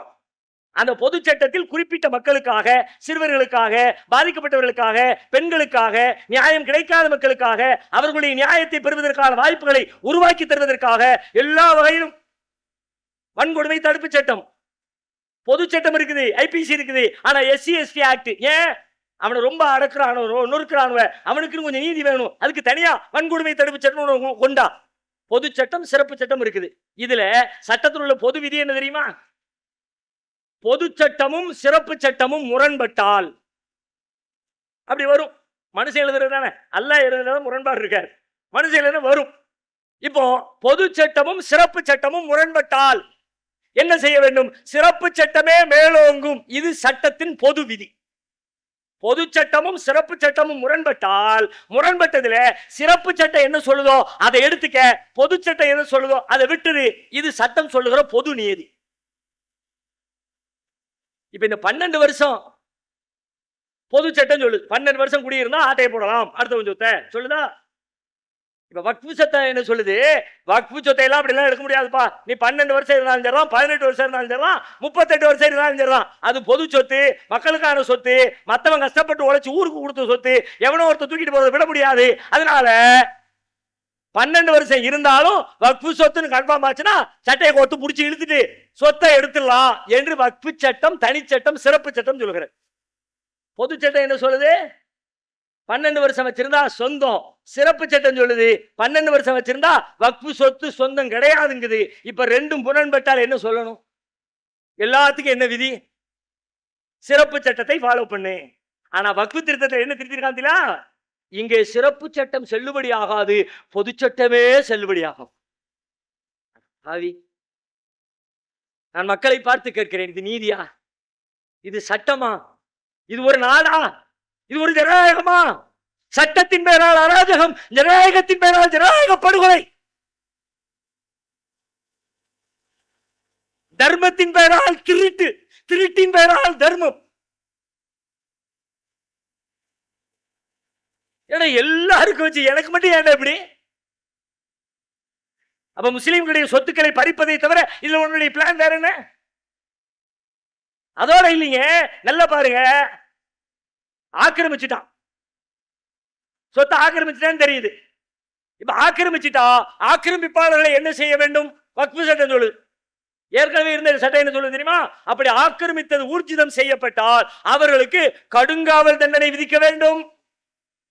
கடுங்காவல் ஸ்பெஷல், தனிமை சிறையில் அடைப்பாங்க, வேலை வாங்குவாங்க, உள்ள போய் வேலை பார்ப்பாங்க. பார்த்துருக்கீங்களா? கூலி வேலை பார்ப்பாங்க, விவசாய வேலை பார்ப்பாங்க, தச்சு வேலை பார்ப்பாங்க. அந்த வேலையெல்லாம் யாருக்கு கொடுப்பாங்கன்னா கடுங்காவல் தண்டனைக்கு தான். எல்லாத்துக்குமே வேலை கிடையாது. அப்ப அது மாதிரி கொஞ்சம் கூடுதலான சிரமங்கள் கடுங்காவலுக்கு உண்டு. வக்ஃபு சொத்தை விட ஆட்டையை போடக்கூடாதுன்றதுக்காக வேண்டி முன்னோர்கள் செஞ்சு வச்ச சட்ட ஏற்பாடு கொண்டு வந்திருக்கிறான். கடுங்காவல் என்பதை, கடுங்காவலை நீக்கிட்டு வெறும் தண்டனை. இது சொத்தை பாதுகாக்கிறதுக்கு, சொத்தை மீட்கிறதுக்கு அப்படின்னு நீ சொல்லுவேன். நாங்க நம்பணும். அப்படி ஒருத்தன் நம்பினாமனா அவனை விட ஒரு கேனப்பைய எரும மாடு ஏரோப்ளேன் ஓட்டுதுன்னா அதையும் ஒருத்தன் நம்புறான்னா அப்ப ஆக்கிரமி. அது மட்டும் இல்ல, ஏற்கனவே இருந்த சட்டம் சொல்லுகிறது அவனை கைது செஞ்சா நான் பெயிலபிள் செக்ஷன். இப்ப சட்டம் சொல்லுது பெயிலபிள் செக்ஷன். போலீஸ் நம்ம ஆளுதான்ப்பா, இன்ஸ்பெக்டர் நம்ம ஆளுதான்ப்பா, SI நம்ம ஆளுதான்ப்பா, நீ ஆக்கிரமிச்சுட்டு அங்க போ, அவர் சொந்த ஜாமீன்ல வெளியே அனுப்பிடுவாரு, ஒரு பஞ்சாயத்தும் இல்லை. நான் பெயிலபிள் பெயிலபிள் ஆகிறது, கடுங்காவல் வெறும் தண்டனையாக மாறுகிறது. அதையெல்லாம் விட பூனைக்குட்டி வெளியே வந்த விவகாரம் தெரியுமா? எப்படி வெளியே வருது? இந்த சட்டம் நடைமுறைக்கு வருவதற்கு முன்னாலோ நடைமுறைப்படுத்தப்பட்ட பின்னாலோ ஒரு சொத்து அரசு நிலம் என்று கோரப்பட்டால், என்று டிக்ளேர் செய்யப்பட்டால், என்று கருதப்பட்டால் அது அரசு நிலமாகவே இருக்கும். நல்ல கவனிங்க. இந்த சட்டம் வர்றதுக்கு முன்னாடியோ இந்த சட்டம் வந்த பின்னாடியோ ஒரு சொத்து இது அரசு சொத்து அப்படின்னு அரசு சொன்னால், அரசு நம்பினால், அரசு கருதினால் அந்த சொத்து அரசு சொத்தாகவே முடிஞ்சு. யாரு கருதுவா? நம்ம ஏரியாவில் இருக்கிற சங்கி எல்லாம் வந்து கருதுவாங்க. அரசு சொத்து, அரசு சொத்து, அரசு சொத்து, அரசு முடிஞ்சு. மொத்த சொத்தை ஆட்டையை போடுற வாசல் அவ்வளவு விரிவா ஓபன் பண்ணி. முஸ்லிம் அல்லாதவர்களை எல்லாரும் அர்த்தம் பேசுறாங்க. 2 முஸ்லிம் அல்லாதவர்களை சேர்க்க சொல்லி இருக்கிற 2 முஸ்லிம் அல்லாதவர்களை சேர்க்க சொல்லுகிறது. மேலோட்டமா வரிகளை மட்டும் பார்க்க கூடாது, வரிகளுக்கு இடையில இருக்கிற சிக்கலையும் சேர்த்து பார்க்கணும். 2 முஸ்லிம் அல்லாதவர்களை சேர்க்க சொல்லிச்சு. அது ஒன்றும் பெரிய பஞ்சாயத்து இல்லைங்க என்ற கேட்டா. ஏன் முஸ்லிமினே வச்சுக்கிட்டு ஒரு வேலூர் பிரான் கொண்டு வர முடியாதா? ஒரு முக்தார் அப்பாஸ் நபி கொண்டு வர முடியாதா?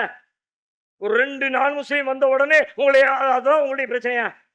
அதனால்தான் உங்களுடைய உரிமை போச்சா? அதனால்தான் இவ்வளவு இருக்கு பஞ்சாயத்து. கீழே கிடக்கிற ஸ்பூனை தோண்டிக்கிட்டு இருக்கீங்க. அதங்க மலை மாதிரி குமிஞ்சு கிடக்குது. அதையெல்லாம் விட்டுட்டு 2 அந்த 2க்குள்ளே அவன் என்ன பண்ணியிருக்கிறான்? 2 இல்லப்பா, மொத்தம் 11 பேர். ஒரு மாநில வக்ஃபு வாரியத்தின் உறுப்பினர்களுடைய எண்ணிக்கை 11. எல்லாரும் 2 பேசிக்கிட்டு இருக்க. அந்த 2 மட்டும் இல்ல, 2 தாண்டி 8 பேருக்கு அவன் வாசல திறந்து வச்சிருக்கான். நான் முஸ்லீமு எப்படி வச்சிருக்கான்? 2 முஸ்லிம் அல்லாதார், 2 பெண்கள், 2 எம்எல்ஏ, 2 எம்பி. எம்எல்ஏ தானே, எம்பி தானே, பெண்கள் தானே. அதெல்லாம் அவன் பண்ண சூழ்ச்சி என்ன? எம்எல்ஏ முஸ்லீம் எம்எல்ஏன்னு இருந்த முஸ்லீமை தூக்கிட்டான். முஸ்லீம் எம்பி இருந்துச்சு, முஸ்லீமை தூக்கிட்டான். அப்போ 11 பேர்ல 8 பேர் மெஜாரிட்டி. 8 பேரை உள்ள திணிச்சிடலாம். நீங்க 2 பேரை நீங்க பத்தி பேசிட்டு இருக்கீங்க. 8 பேரை உள்ள சேர்த்துடலாம். 8 போக மீதி இருக்கிறது 3. எந்த தீர்மானம் எப்படி நிறைவேறும்? அமித்ஷா சொல்றார், நம்பாதீர்கள். வடிவேலு பொய் நம்பாத. அந்த மாதிரி நம்பாதீர்கள். நான் உங்கள் நலனுக்காகவே, உங்களுடைய சொத்துக்களை பராமரிப்பதற்காகவே, எதற்காக இது கொண்டு வரப்பட்டதோ, வக்ஃப் செய்யப்பட்டதோ அதை நிலைபெற செய்வதற்காகவே இதை நாங்கள் கொண்டு வந்திருக்கிறோம் அப்படின்னு நாடாளுமன்றத்தில் நின்றுட்டு நைட்டு 1:30 மணி 2 மணிக்கு கூப்பாடு போடுறார். சொல்லிட்டு சொல்றாரு, நாங்க என்ன நிர்வாக மத நடவடிக்கையிலேயே தலையிட்டோம்? 2 பேரை கொண்டு வந்தோம், 4 பேரை கொண்டு வந்தோம், 8 பேரை கொண்டு வந்தோம். எத்தனை பேரை கொண்டு வந்தாலும் இவங்கெல்லாம் என்ன மத நிர்வாகத்தையே தலையிட்டாங்க. எல்லாரும் நிர்வாகத்தை தான், மதத்துல தலையிடல, மத நம்பிக்கையில தலையிடல. எல்லாம் நிர்வாகத்தை பத்தி பேசுவான், லேண்ட பத்தி பேசுவான், சொத்தை பத்தி பேசுவான், சட்டத்தை பத்தி பேசுவான். மதத்தை பத்தி பேசல, மத நம்பிக்கையில தலையிடல.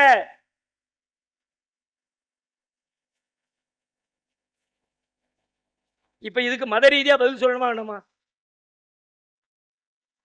மத நிறுவனங்களால் நடத்தப்பட்ட கூட்டங்களில் நாம மத ரீதியா என்ன ஆன்சர் பண்ணணும்? நீங்க மார்க்க ரீதியா ஆன்சர் பண்ணணும். அவன் அதான் வச்சான், நான் மார்க்கத்துல தலையிடல. இப்ப நீ என்ன சொல்லணும்? இல்லடா நீ மார்க்கத்துல தலையிட்டா மார்க்க ஆதாரத்தை காட்டு. திருமறை குர்ஆன் பேசுகிறது, மா கானலில் முஷ்ரிகீன அய்யமுரு மசாஜித் அல்லாஹ். அல்லாஹ்வின் பள்ளிவாசல்களை நிர்வகிக்கிற அதிகாரம் எந்த முஷ்ரிக்கிற்கும் கிடையாது. குர்ஆன் சொல்லுகிறது, முஷ்ரிக்கு கிடையாதுடா. நான் நிர்வாகம் தானே பண்ணுனேன், அதைத்தான் சொல்லுது குர்ஆன். தொழணும், எப்படி தொழணும், எப்படி நோன்பு வைக்கணும், யார் இமாமத்து செய்யணும், யார் பின்னாடி இருக்கணும், கூட்டுதோ ஓதலமா கூடாதா, வெறாட்டதா நீட்டதா, நெஞ்சிலையா தொப்புலையா, தொப்பி போடலாம், நான் அதெல்லாம் பேசல. நீ அதை பேசினா மார்க்கவனு ஓ மார்க்கத்துக்கு சொல்லு, ஓ மதத்துக்கு சொல்லு, இந்து மதத்துக்கு சொல்லு. கோயிலையோ பூஜையிலையோ அந்த மாதிரியான சடங்குகள்லையோ தலையிட்டா மத நம்பிக்கைன்னு உங்க மதம் சொல்லும், இஸ்லாம் இல்லாத வேற மதம் சொல்லும். ஆனா இஸ்லாம் சொல்லுகிறது, இஸ்லாமிய மத நம்பிக்கைகளில் நிர்வாகம் என்பதும் மதம்தான். அந்த இறைவன் தான், அந்த எந்த சொத்துக்கு இறைவன் அதிபதியோ, இறைவனின் பெயரால் இது வக்ஃப் செய்யப்பட்டதோ அந்த சொத்தை யார் நிர்வகிக்க வேண்டும் என்று இறைவன் சொல்லுகிறான். மா கானலில் முஷ்ரிகீன அய்யமுரு மசாஜித் அல்லாஹ். அல்லாஹ்வின் பள்ளிவாசல்களை முஷ்ரிக்குகள் நிர்வகிக்க முடியாது. அதோட விடல, எவனாவது குறுக்க நெருக்க விளக்கம் கொடுக்கிற யாராவது 2 கிறுக்கு போய் வருவான்னு தெரிஞ்சுதா, எதிர்மறையா சொன்ன அல்லாஹ் அடுத்த வசனத்துல நேர்மறையா பேசுறான். இன்னமா யாமுரு மசாஜிதல்லாஹி மன் ஆமன பில்லாஹி வல் யௌமில் ஆகிரி வ அகாமஸ் ஸலாத்த வ ஆத்தஸ் ஸகாத்த வ லம் யக்ஷ இல்லல்லாஹ். இந்த வக்ஃபு நிர்வாகத்தை யார் கையில் ஒப்படைப்பது? பள்ளிவாசல்களை நிர்வகிக்கிற அதிகாரத்தை யார் கையில் ஒப்படைப்பது? இன்னவாய அமுரு மசாஜித் அல்லாஹ், அல்லாஹ்வின் பள்ளிவாசல்களை நிர்வகிக்கக்கூடியவர்கள் யார் என்றால் மன் ஆமன பில்லாஹ், யார் அல்லாஹ்வை ஈமான் கொண்டு, வல் யௌமில் ஆகிர் மறுமை நாளை ஈமான் கொண்டு, வ இகாமஸ் ஸலாத் தொழுகையை நிலைநாட்டி, வ ஈதாஸ் ஸகாத் ஜக்காத்தை வழங்கி, வலம் யக்ஷ இல்லல்லாஹ் அல்லாஹ்வை தவிர எவனுக்கும் அஞ்ச மாட்டேன்னு நினைக்கிறானோ அவன் தான் பள்ளிவாசல் நிர்வாகம். இப்படி யார கொண்டு வைப்ப? யாரா வைப்ப? இது மத நம்பிக்கையா இல்லையா? குர்ஆன் சொல்லுதே, அதானே இங்க வேதம், அதானே இங்க நம்பிக்கை, அதானே இங்க வழிகாட்டுதல்.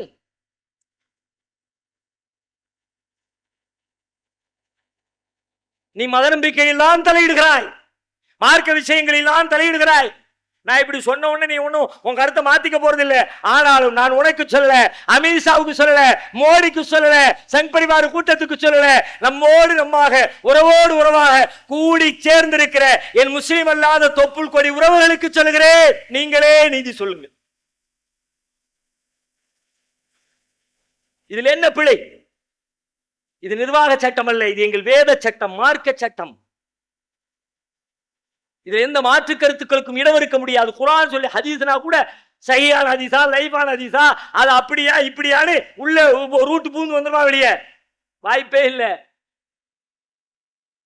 ஒட்டுமொத்த சமூகமும் ஏற்று அங்கீகரித்த தலைமுறையாக ஏக இறைவனின் வேதம் வழிபாடு என்று கொண்டாடுகிற திருமறை குர்ஆன் சொல்லுகிற வேத வரிகள் இவை.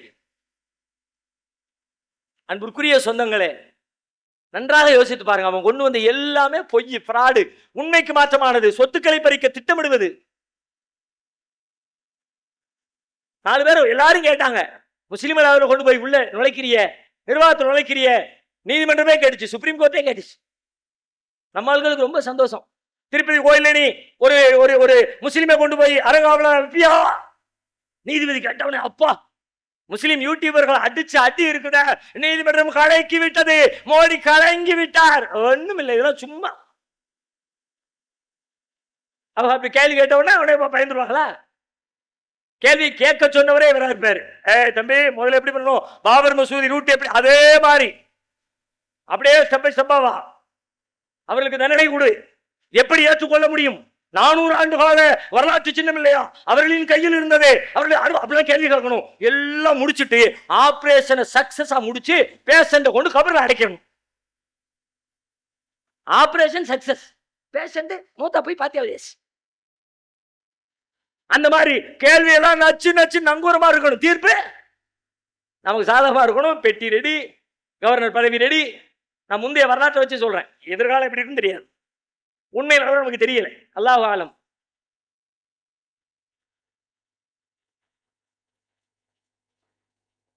எல்லாரும் கேட்டாங்க, விடுவியா விடுவியா, நீதி தானே, இந்த கேள்வி நியாயமானது தானே.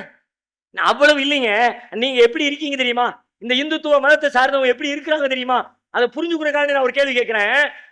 நீ நிர்வாகத்துல முடிவெடுக்கிற அதிகாரத்துல முஸ்லிம் அல்லாதவர்களை சேர்க்கிறதுக்கு நீ முயற்சி எடுக்கிற, ஆனா நிர்வாகத்துக்குள்ள இல்லப்பா, நிர்வாகத்துக்கு கீழே ஒரு வேலை செய்யற ஒரு பணியாளரா, ஒரு துப்புரவு தொழிலாளியா, ஒரு கடை நடத்துறவரா எதுக்காவது நீ அனுமதிக்கிறியா? சமீபத்தில் திருப்பதி தேவசம் போர்டுல சந்திரபாபு நாயுடு ஆர்டர் போட்டு 100கணக்கான பணியாளர்கள், கோயிலுக்கு மேல இல்ல, கோயிலுக்கு கீழ்பகுதியில அடிவாரத்துல மலைக்கு கீழே துப்புரவு பணியில ஈடுபட்டிருந்த வேறு சில வேலைகளுக்காக பயன்படுத்தப்பட்ட இந்துக்கள் அல்லாத பணியாளர்கள் பணி நீக்கம் செய்யப்பட்டார்கள்.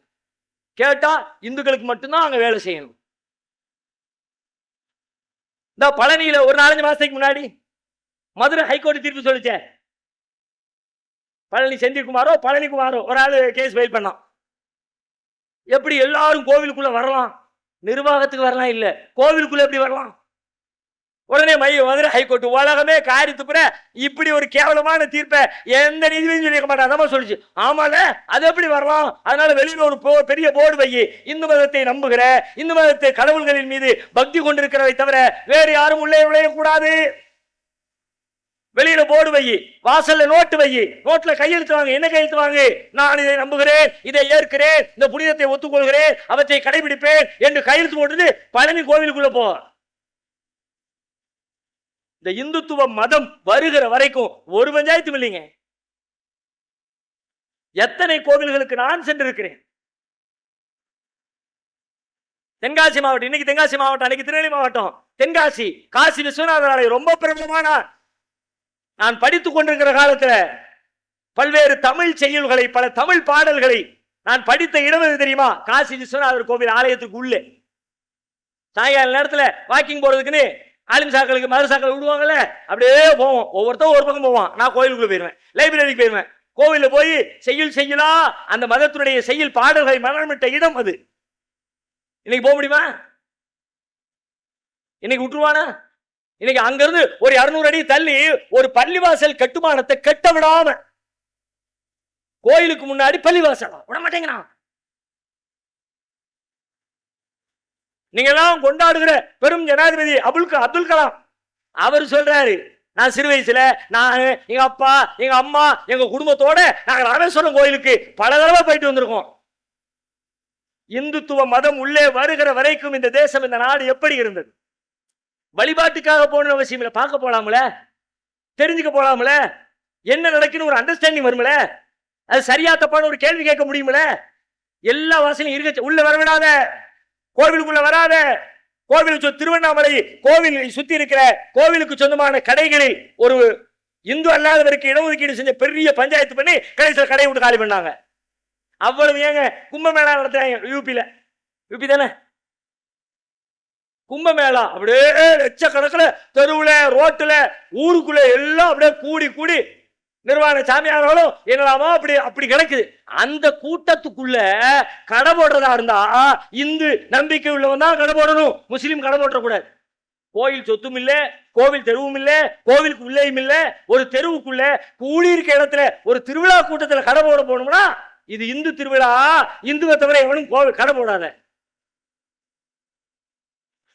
இப்படியெல்லாம் பேசுகிற நீங்கள் பள்ளிவாசலின் நிர்வாகத்தில் முஸ்லிம்களுடைய சொத்துக்களை பராமரிக்கிற முடிவெடுக்கிற அந்த அதிகார பீடத்தில் முஸ்லிம் அல்லாதவர்களை கொண்டு போய் அமர்த்த வேண்டும் என்று பேசுவதும் துடிப்பதும் அதற்காக சட்டம் இயற்றுவதும் நீதியா? மக்களே சொல்லுங்க, இது நியாயமா? நாங்கள் மட்டுமே இப்படி இதற்காக கத்தணுமா? எங்களோடு சேர்ந்து நீங்க கத்த மாட்டீங்களா? கேட்க மாட்டீங்களா? கோரிக்கை வைக்க மாட்டீங்களா? உங்களை மூளை செலவு செஞ்சிருக்காங்க, உங்களை பல பேர் வராம இருக்கிறதுக்கு அதான் காரணம்.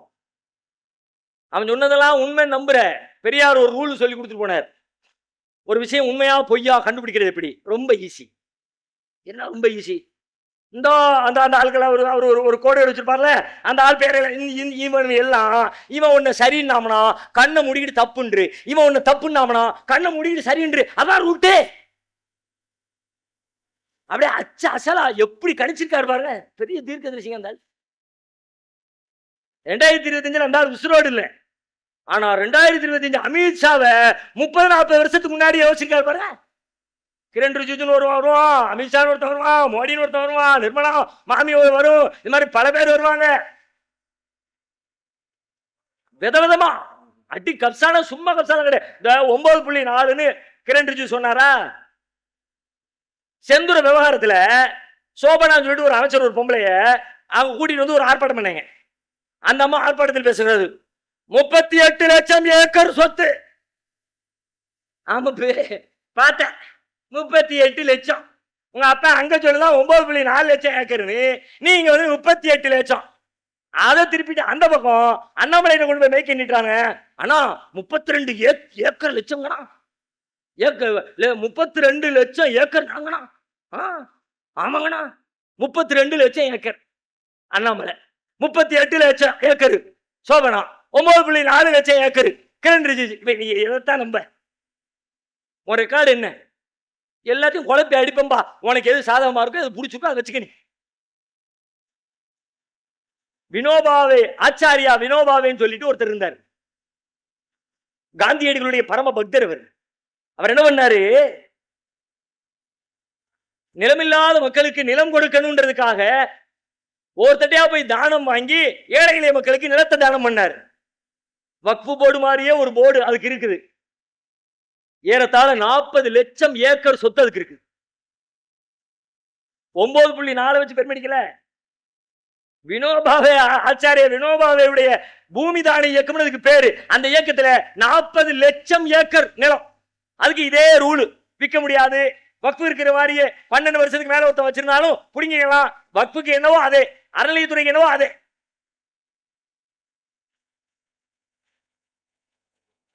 அதனால இவர்களுடைய முழு திட்டமும் இது வக்ஃபு மட்டுமல்ல, ஒரு நீண்ட செயல் திட்டத்தினுடைய ஒரு துளி வக்ஃபு. அந்த செயல் திட்டத்தை தான் அடுத்தடுத்து நம்ம பார்த்துக்கிட்டே வர்றோம். இப்ப உங்கள் முன்னால் நான் வைக்க போகிற மிக முக்கியமான ஒரு கேள்வி, என்ன கேள்வி? அடுத்து இடைவிடாமல் தொடர்ச்சியாக சிரமங்களை, துன்பங்களை, சட்ட ரீதியான பாதிப்புகளை, அநியாயங்களை, அத்துமீறல்களை, வெளிநாட்டு உரிமைகள் பறிக்கப்படுதலை, வாழ முடியாத சூழல் நெருக்கடிகள் ஏற்படுத்தப்படுதலை, கலவரங்கள் உண்டாக்கப்படுதலை, சொத்துக்கள் அபகரிக்கப்படுதலை தொடர்ந்து 10 ஆண்டு காலம் அல்ல, அதற்கும் பல ஆண்டுகளுக்கு மேலாக இந்த கும்பல் செய்து கொண்டே இருக்கிறது. பாதிக்கப்பட்டுக்கிட்டே இருக்கும். என்ன தீர்வு? என்ன பேசிக்கிட்டே இருக்கும். நிறைய பேசுறோம், நிறைய கூட்டம் போட்டோம். முத்தலாக் விவகாரத்துக்கு கூட்டம் போட்டோமா இல்லையா? போட்டோம். ஹிஜாபுக்கு போட்டோமா இல்லையா? போட்டோம். சிஏக்கு போட்டோமா இல்லையா? போட்டோம். காஷ்மீருக்கு போட்டோமா இல்லையா? போட்டோம். அப்சல் குரு தூக்கில போடும்போது போட்டோமா இல்லையா? போட்டோம். யாக்கூப் மெமனை தூக்கில போடும்போது போட்டோமா இல்லையா? போட்டோம். எல்லாத்தையும் போட்டோம். போட்டு வன்மையாக கண்டிக்கிறோம். அவன் காதுல தேன் மாதிரி விழுது.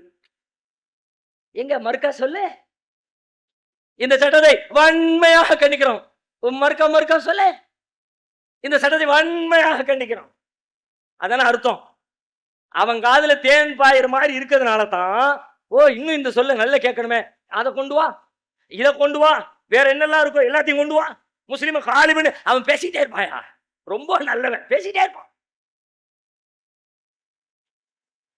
அதான் பஞ்சாயத்து. இப்ப பஞ்சாயத்தை பேசிட்டே இருக்கும்ல, இதான் பஞ்சாயத்து. திருமறை குர்ஆன் சொல்லுகிறது, வமன் அஹ்ஸனு கௌலன் மிம்மன் தஆ இலல்லாஹ் வ அமில சாலிஹன் வ கால இன்னனி மினல் முஸ்லிமீன். இவனை விட அழகிய சொல்லுக்கு சொந்தக்காரன் எவன் இருக்கிறான்? மிம்மன் தஆ இலல்லாஹ், அல்லாஹ்வின்பால் அழைத்து, வ அமில சாலிஹன், நற்கர்மங்கள் செய்து, வகால இன்னனி மினல் முஸ்லிமீன், நான் முஸ்லிம்களில் ஒருவன் என்று சொல்லுகிறானே, அப்படிப்பட்ட சொல்லை சொல்லுகிறவனை விட அழகிய சொல்லுக்கு சொந்தக்காரன் எவன் இருக்கிறான்? குர்ஆன் கேட்கிறது. இங்க சொல்ல பத்தி பேசல குர்ஆன். சொல்லிலே சிறந்த சொல்லது தெரியுமா? செயல் என்று பேசுகிறது குர்ஆன். அமில சாலிஹன். நம்ம நிறைய சொல்லிட்டோம், என்ன செய்ய போறோம்? நான் ரொம்ப பெரிய இந்த கடந்த சில ஆண்டுகளாக சிஏக்கு பிறகெல்லாம் இந்த ஆர்ப்பாட்ட ஜனநாயகத்தினுடைய கூறு ஆர்ப்பாட்டம் அதெல்லாம் ஒரு வகையான வெறுப்பை அதை நான் மறுக்கல, அதை நான் செய்யறவங்களை நான் குறை சொல்லல. ஆனாலும் கூட அதுல ஒரு நம்பிக்கையின்மை. அரசின் மேல நம்பிக்கை இல்லை, நீதி கிடைக்கல. நீதிமன்றத்தின் மீது நம்பிக்கை இல்லை, நீதி கிடைக்கல. சட்டத்தின் மீது நம்பிக்கை இல்லை, எழுத்துல இருக்கு, செயல்பாட்டில் இல்லை. அவர் வெறுமனே பேசி பேசி போராடி ஊழையிட்டு சத்தமிட்டு என்ன முடியுமா?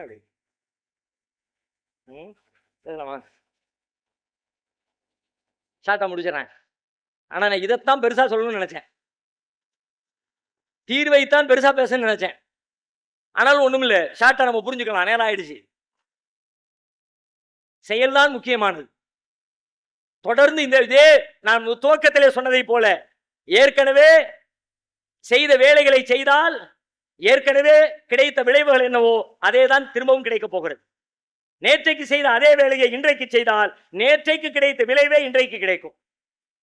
நேற்றைக்கு செய்த வேலை போராட்டம், இன்றைக்கு செய்கிற வேலையும் போராட்டம். நேற்றைக்கு செய்த வேலை ஆர்ப்பாட்டம், இன்றைக்கு செய்கிற வேலையும் ஆர்ப்பாட்டம். அப்படியானால் நேற்றைக்கு எப்படி அல்வா கொடுத்தார்களோ அது போல இன்றைக்கும் அல்வா கொடுப்பார்கள். அப்ப நம்ம எதுலையோ மிஸ்டேக், ஏதோ சிக்கல் இருக்குது, அது சரி பண்ண வேண்டிய தேவை இருக்கு. என்ன தேவை இருக்குது அப்படின்னு திருமறை குர்ஆன் படைத்த ரப்புல் ஆலமீன் நமக்கு வழிகாட்டுகிற வேதத்தின்பால் நெருங்கி பார்த்தால் வேதம் நமக்கு பல செய்திகளை சொல்லுகிறது. அதிலே சில செய்திகள் என்ன தெரியுமா? திருமறை குர்ஆன் சுன்னத்துல்லாஹ் என்று சொல்லப்படுகிற படைத்த இறைவனின் மாறாத நியதிகளை பற்றி பேசுகிறது. மாறாத நியதிகள். அல்லாஹ் நம்ம நிறைய காரியங்கள் நடந்து முடிஞ்ச உடனே எல்லாம் அல்லாஹ்வுடைய நாட்டம் அப்படின்னு போகும்ல. இந்த அல்லாஹ்வுடைய நாட்டம்ங்கிறது எதேச்சையானது இல்லை. அல்லாஹ்வுடைய நாட்டம் என்பது அப்படியே போற போக்குல அப்படி நடந்துறது இல்லை. எல்லாம் திட்டமிட்ட நாட்டம். எந்த அளவு திட்டமிட்ட நாட்டம்? வமா தஸ்குத்து மின் வரகத்தின் இல்லா யஅலமுஹா வலா ஹப்பத்தின் ஃபீ ظுலுமாத்தில் அருள் வலா ரத்பின் வலா யாபிசின் இல்லா ஃபீ கிதாபின் முபீன். மா தஸ்குத்து மின் வரகா, அந்த இங்க நிக்கிற இந்த மரம், இதுல இருந்து ஒரு இலை விழுறதா இருந்தாலும் அங்க ஏற்பாடு இல்லாம, திட்டம் இல்லாம, பிளான் இல்லாம, சட்டம் இல்லாம இலை விழாது. நம்ம சொல்லுவோம் காத்துல விழுந்துருச்சுப்பா. காத்து அல்லாஹ்வுடைய பிளான். எப்ப விழுங்குறது அல்லாஹ்வுடைய பிளான். வலா ஹப்பத்தின், ஒரு வித்து, அது பூமியின் மேலேயோ பூமிக்கு கீழேயோ அடர்ந்த இருளுக்குள்ளேயோ எங்க இருந்தாலும் சரி, எல்லாத்துலயும் நாம போகாத அருவியில இப்ப தண்ணி கொட்டுதா இல்லையா? இப்ப மனிதர்களே இல்லை. இப்ப மணி 10, ஏதோ ஒரு குத்தால அருவி வச்சு, குத்தாலத்துல கூட 10 மணிக்கு இருப்பாங்க. ஏதோ ஒரு காட்டுக்குள்ள ஒரு அருவி விழுதா இல்லையா? யாருக்கு விழுது? எதுக்கு விழுது? எனக்கு தெரியாது. ஆனா படைச்ச ரப்புக்கு தெரியும். அவனுக்கு ஒரு விதி இருக்கு. அங்க தண்ணி விழணும், 10 மணிக்கு விழணும், 12 மணிக்கு டிராவல் பண்ணணும், அப்படியே அங்க இருந்து இந்த ஊருக்கு வரணும், அங்க ஒருத்தன் குளிச்சுக்கிட்டு நிப்பான், அவன் தலையில இந்த தண்ணி படணும். அல்லாஹ்வுடைய ஏற்பாடு. எதுவும் இயல்பா நடக்கல, எதுவும் திட்டமிடாம நடக்கல, எதுவும் திடீர்னு நடக்கல, எதுவும் எதேச்சையா நடக்கல, எல்லாம் திட்டமிட்டபடி நடக்கிறது. அந்த திட்டத்திலே அல்லாஹ் சில செய்திகளை சொல்லுகிறான். உயர்வதற்கு என்று சில நீதிகளை வச்சிருக்கிறேன். இந்த வேலையை செஞ்சா கண்டிப்பா மேல போவேன், இந்த வேலையை செஞ்சா கண்டிப்பா கீழே போவேன்.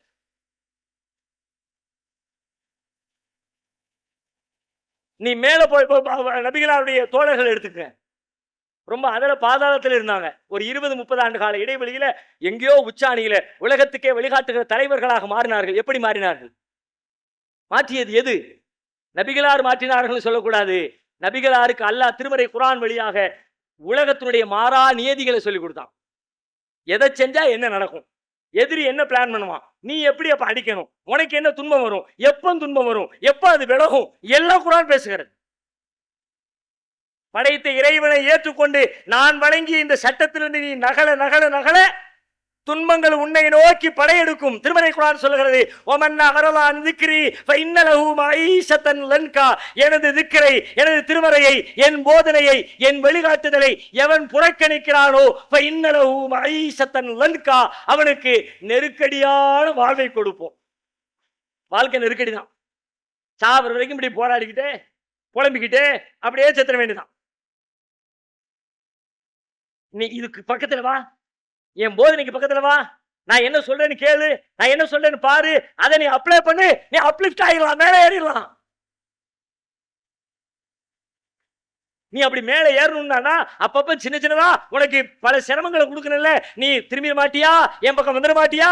பலவுலா இது ஜாஹும் பௌசுனா தலர்ரஹு. நம்முடைய சோதனைகள், நம்முடைய துன்பங்கள் அவர்களுக்கு வந்த பொழுது அவர்கள் பணிந்து நம் பக்கம் திரும்பி இருக்க கூடாதா? அதுக்கு தானே நான் கொடுத்தேன். வக்ஃபை எதுக்குடா கொடுத்தேன்? நம்ம ஏதோ மிஸ்டேக் பண்றோம் அப்படின்னு யோசிக்கிறது கொடுத்தேன்டா. நீ அவன் என்ன மிஸ்டேக் பண்றான்றதை மட்டுமே பேசி முடிச்சிட்டீரா? இந்த 1 மணி நேரத்தில் அவன் பண்ண மிஸ்டேக் தானே பேசணும். இந்த வக்ஃபு இந்த நிலைக்கு வந்ததுக்கு, இந்த சட்டம் நிறைவேற்றப்பட்டதுக்கு நாம் என்ன தவறு இழைத்தோம், நம்முடைய சமூகம் செய்த பிழை என்ன, நாம் அல்லாஹ்விடமிருந்து எங்கே தூரமானோம் யோசிச்சோமா? வஅன்னல்லாஹ லம் யகு முகய்யிரன் நிஅமத்தன் அன்அமஹா அலா கௌமின் ஹத்தா யுகய்யிரு மா பிஅன்ஃபுஸிஹிம். எந்த சமூகத்துக்கும் அல்லாஹ் கொடுத்துக்கிட்டு இருக்கிற அருளை அவன் தன்னையே மாத்திக்காத வரைக்கும் அல்லாஹ் மாத்த மாட்டான். இப்ப மாறி போச்சு. ஏன் மாறி போச்சு? நீ உன்னையே மாத்திக்கிட்ட. நான் என்ன மாறினேன், எப்படி மாறினேன், அதை யோசி, அதை கண்டுபிடி, அதுக்கான தீர்வு என்ன யோசி. மாற்றத்தை நோக்கி இறைவனின் மாறா நியதிகள், திரும்ப சொல்றேன், மாறவே மாறாது. உலகத்தின் நியதின்னு நம்ம சொல்லுவோம், அதுல பல மாறி போயிரும். படைச்ச ரப்புல் ஆலமீன் இதை செஞ்சா மேல, இதை செஞ்சா கீழே, இதை செஞ்சா பாராட்டு, இதை செஞ்சா துன்பம் அப்படின்னு அவன் எதையெல்லாம் சொன்னாலும் 100க்கு 100 நடக்கும். நம்ம பண்ணுற பஞ்சாயத்து என்ன பிரச்சனை? என்ன? நம்முடைய முன்னோர்கள் கொடுத்த இந்த சொத்துக்களை பராமரிக்காம விட்டோமா? கேட்காம இருந்தோமா? ஒவ்வொரு ஊர்லயும் அநியாயமும் அரிச்சாட்டையும் அவன் சொந்தக்காரனுக்கு, சொக்காரனுக்கு, சொந்த பந்தத்துக்கு, அவனுக்கு இவனுக்கு அள்ளி கொடுத்த நேரத்துல போய் சட்டையை பிடிச்சி நிப்பாட்டி மாமனாயிரும் மச்சானாயிரும், நீ எப்படா பொது சொத்துக்கு அவனுக்கு கொடுக்கலாம்? 1 ரூபா வாடகையா, 10 ரூபா வாடகையா, 5000 ரூபா 50,000 ரூபா வாடகை வாங்குற இடத்துல 250 ரூபா வாடகையா? அப்ப நீ ஏதோ ஊழல் பண்ணிருக்க, சட்டையை பிடிச்சி கேட்கணும். கேட்டோமா? நம்ம அது நம்ம உள் விவகாரம். உள்ள பேசிக்க, காலத்துக்கு எந்திரிக்க மாட்டோம். உள் விவகாரத்தை உள்ள பேசிக்க, ஆனா உள்ள சீர்திருத்திக்க, உன்னை மாத்திக்க. அவன் தான் தப்பு செஞ்சான், அல்லாஹ் சொல்றான். நம்ம சொல்லுவோம், சரிங்க அவன் செஞ்சான், அதுக்கு வேண்டி எல்லாத்துக்குமா? குர்ஆன் நீதியை பேசுகிறது. வத்தகு ஃபித்னத்தன் லா துஸீபன்னல்லதீன ஸலமூ மின்கும் ஹாஸா.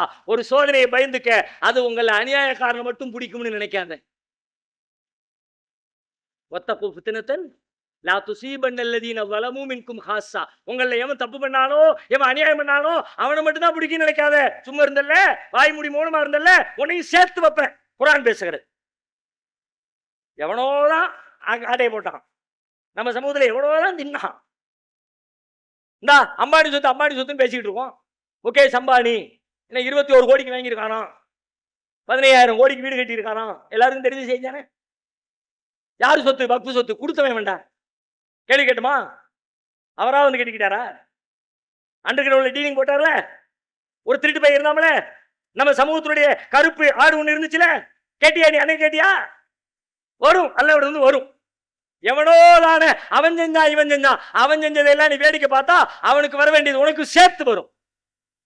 அப்படியானால் தீர்வாக நான் முன்வைக்க நினைப்பது, நமக்கு ஏற்படுகிற பிரச்சனைகள் சிக்கல்களில் இருந்து மீள்வதற்கு சட்ட ரீதியாகவோ, ஜனநாயக ரீதியாகவோ, உலகியல் ரீதியாகவோ, ஆன்மீக ரீதியாகவோ, தனிப்பட்ட ரீதியாகவோ, எந்த சிக்கலாக எந்த பிரச்சனையாக இருந்தாலும் அதிலிருந்து மீள்வதற்கு இறைவனின் மாறா நியதிகளின் பக்கம் கவனத்தை திருப்புங்கள். அதன்பால் உங்களுடைய சிந்தனையை செலுத்துங்கள். அதை உங்கள் வாழ்வில் கடைபிடிக்க துவங்குங்கள். அநீதத்திற்கு எதிராக குரலை எழுப்புங்கள். அல்லாஹ் ரப்புல் ஆலமீன் ஒரு நாள் இல்லை ஒரு நாள் நம்மை இந்த உலகத்திற்கே வழிகாட்டுகிற ஒளி விளக்குகளாக மாற்றி வைப்பான். எல்லாம் உள்ள இறைவன் அதற்கு நல்ல புரிவானாக என்று கூறி வாய்ப்புக்கு நன்றி கூறி விடைபெறுகிறேன். அஸ்ஸலாமு அலைக்கும் வரஹ்மத்துல்லாஹி வபரகாத்துஹு.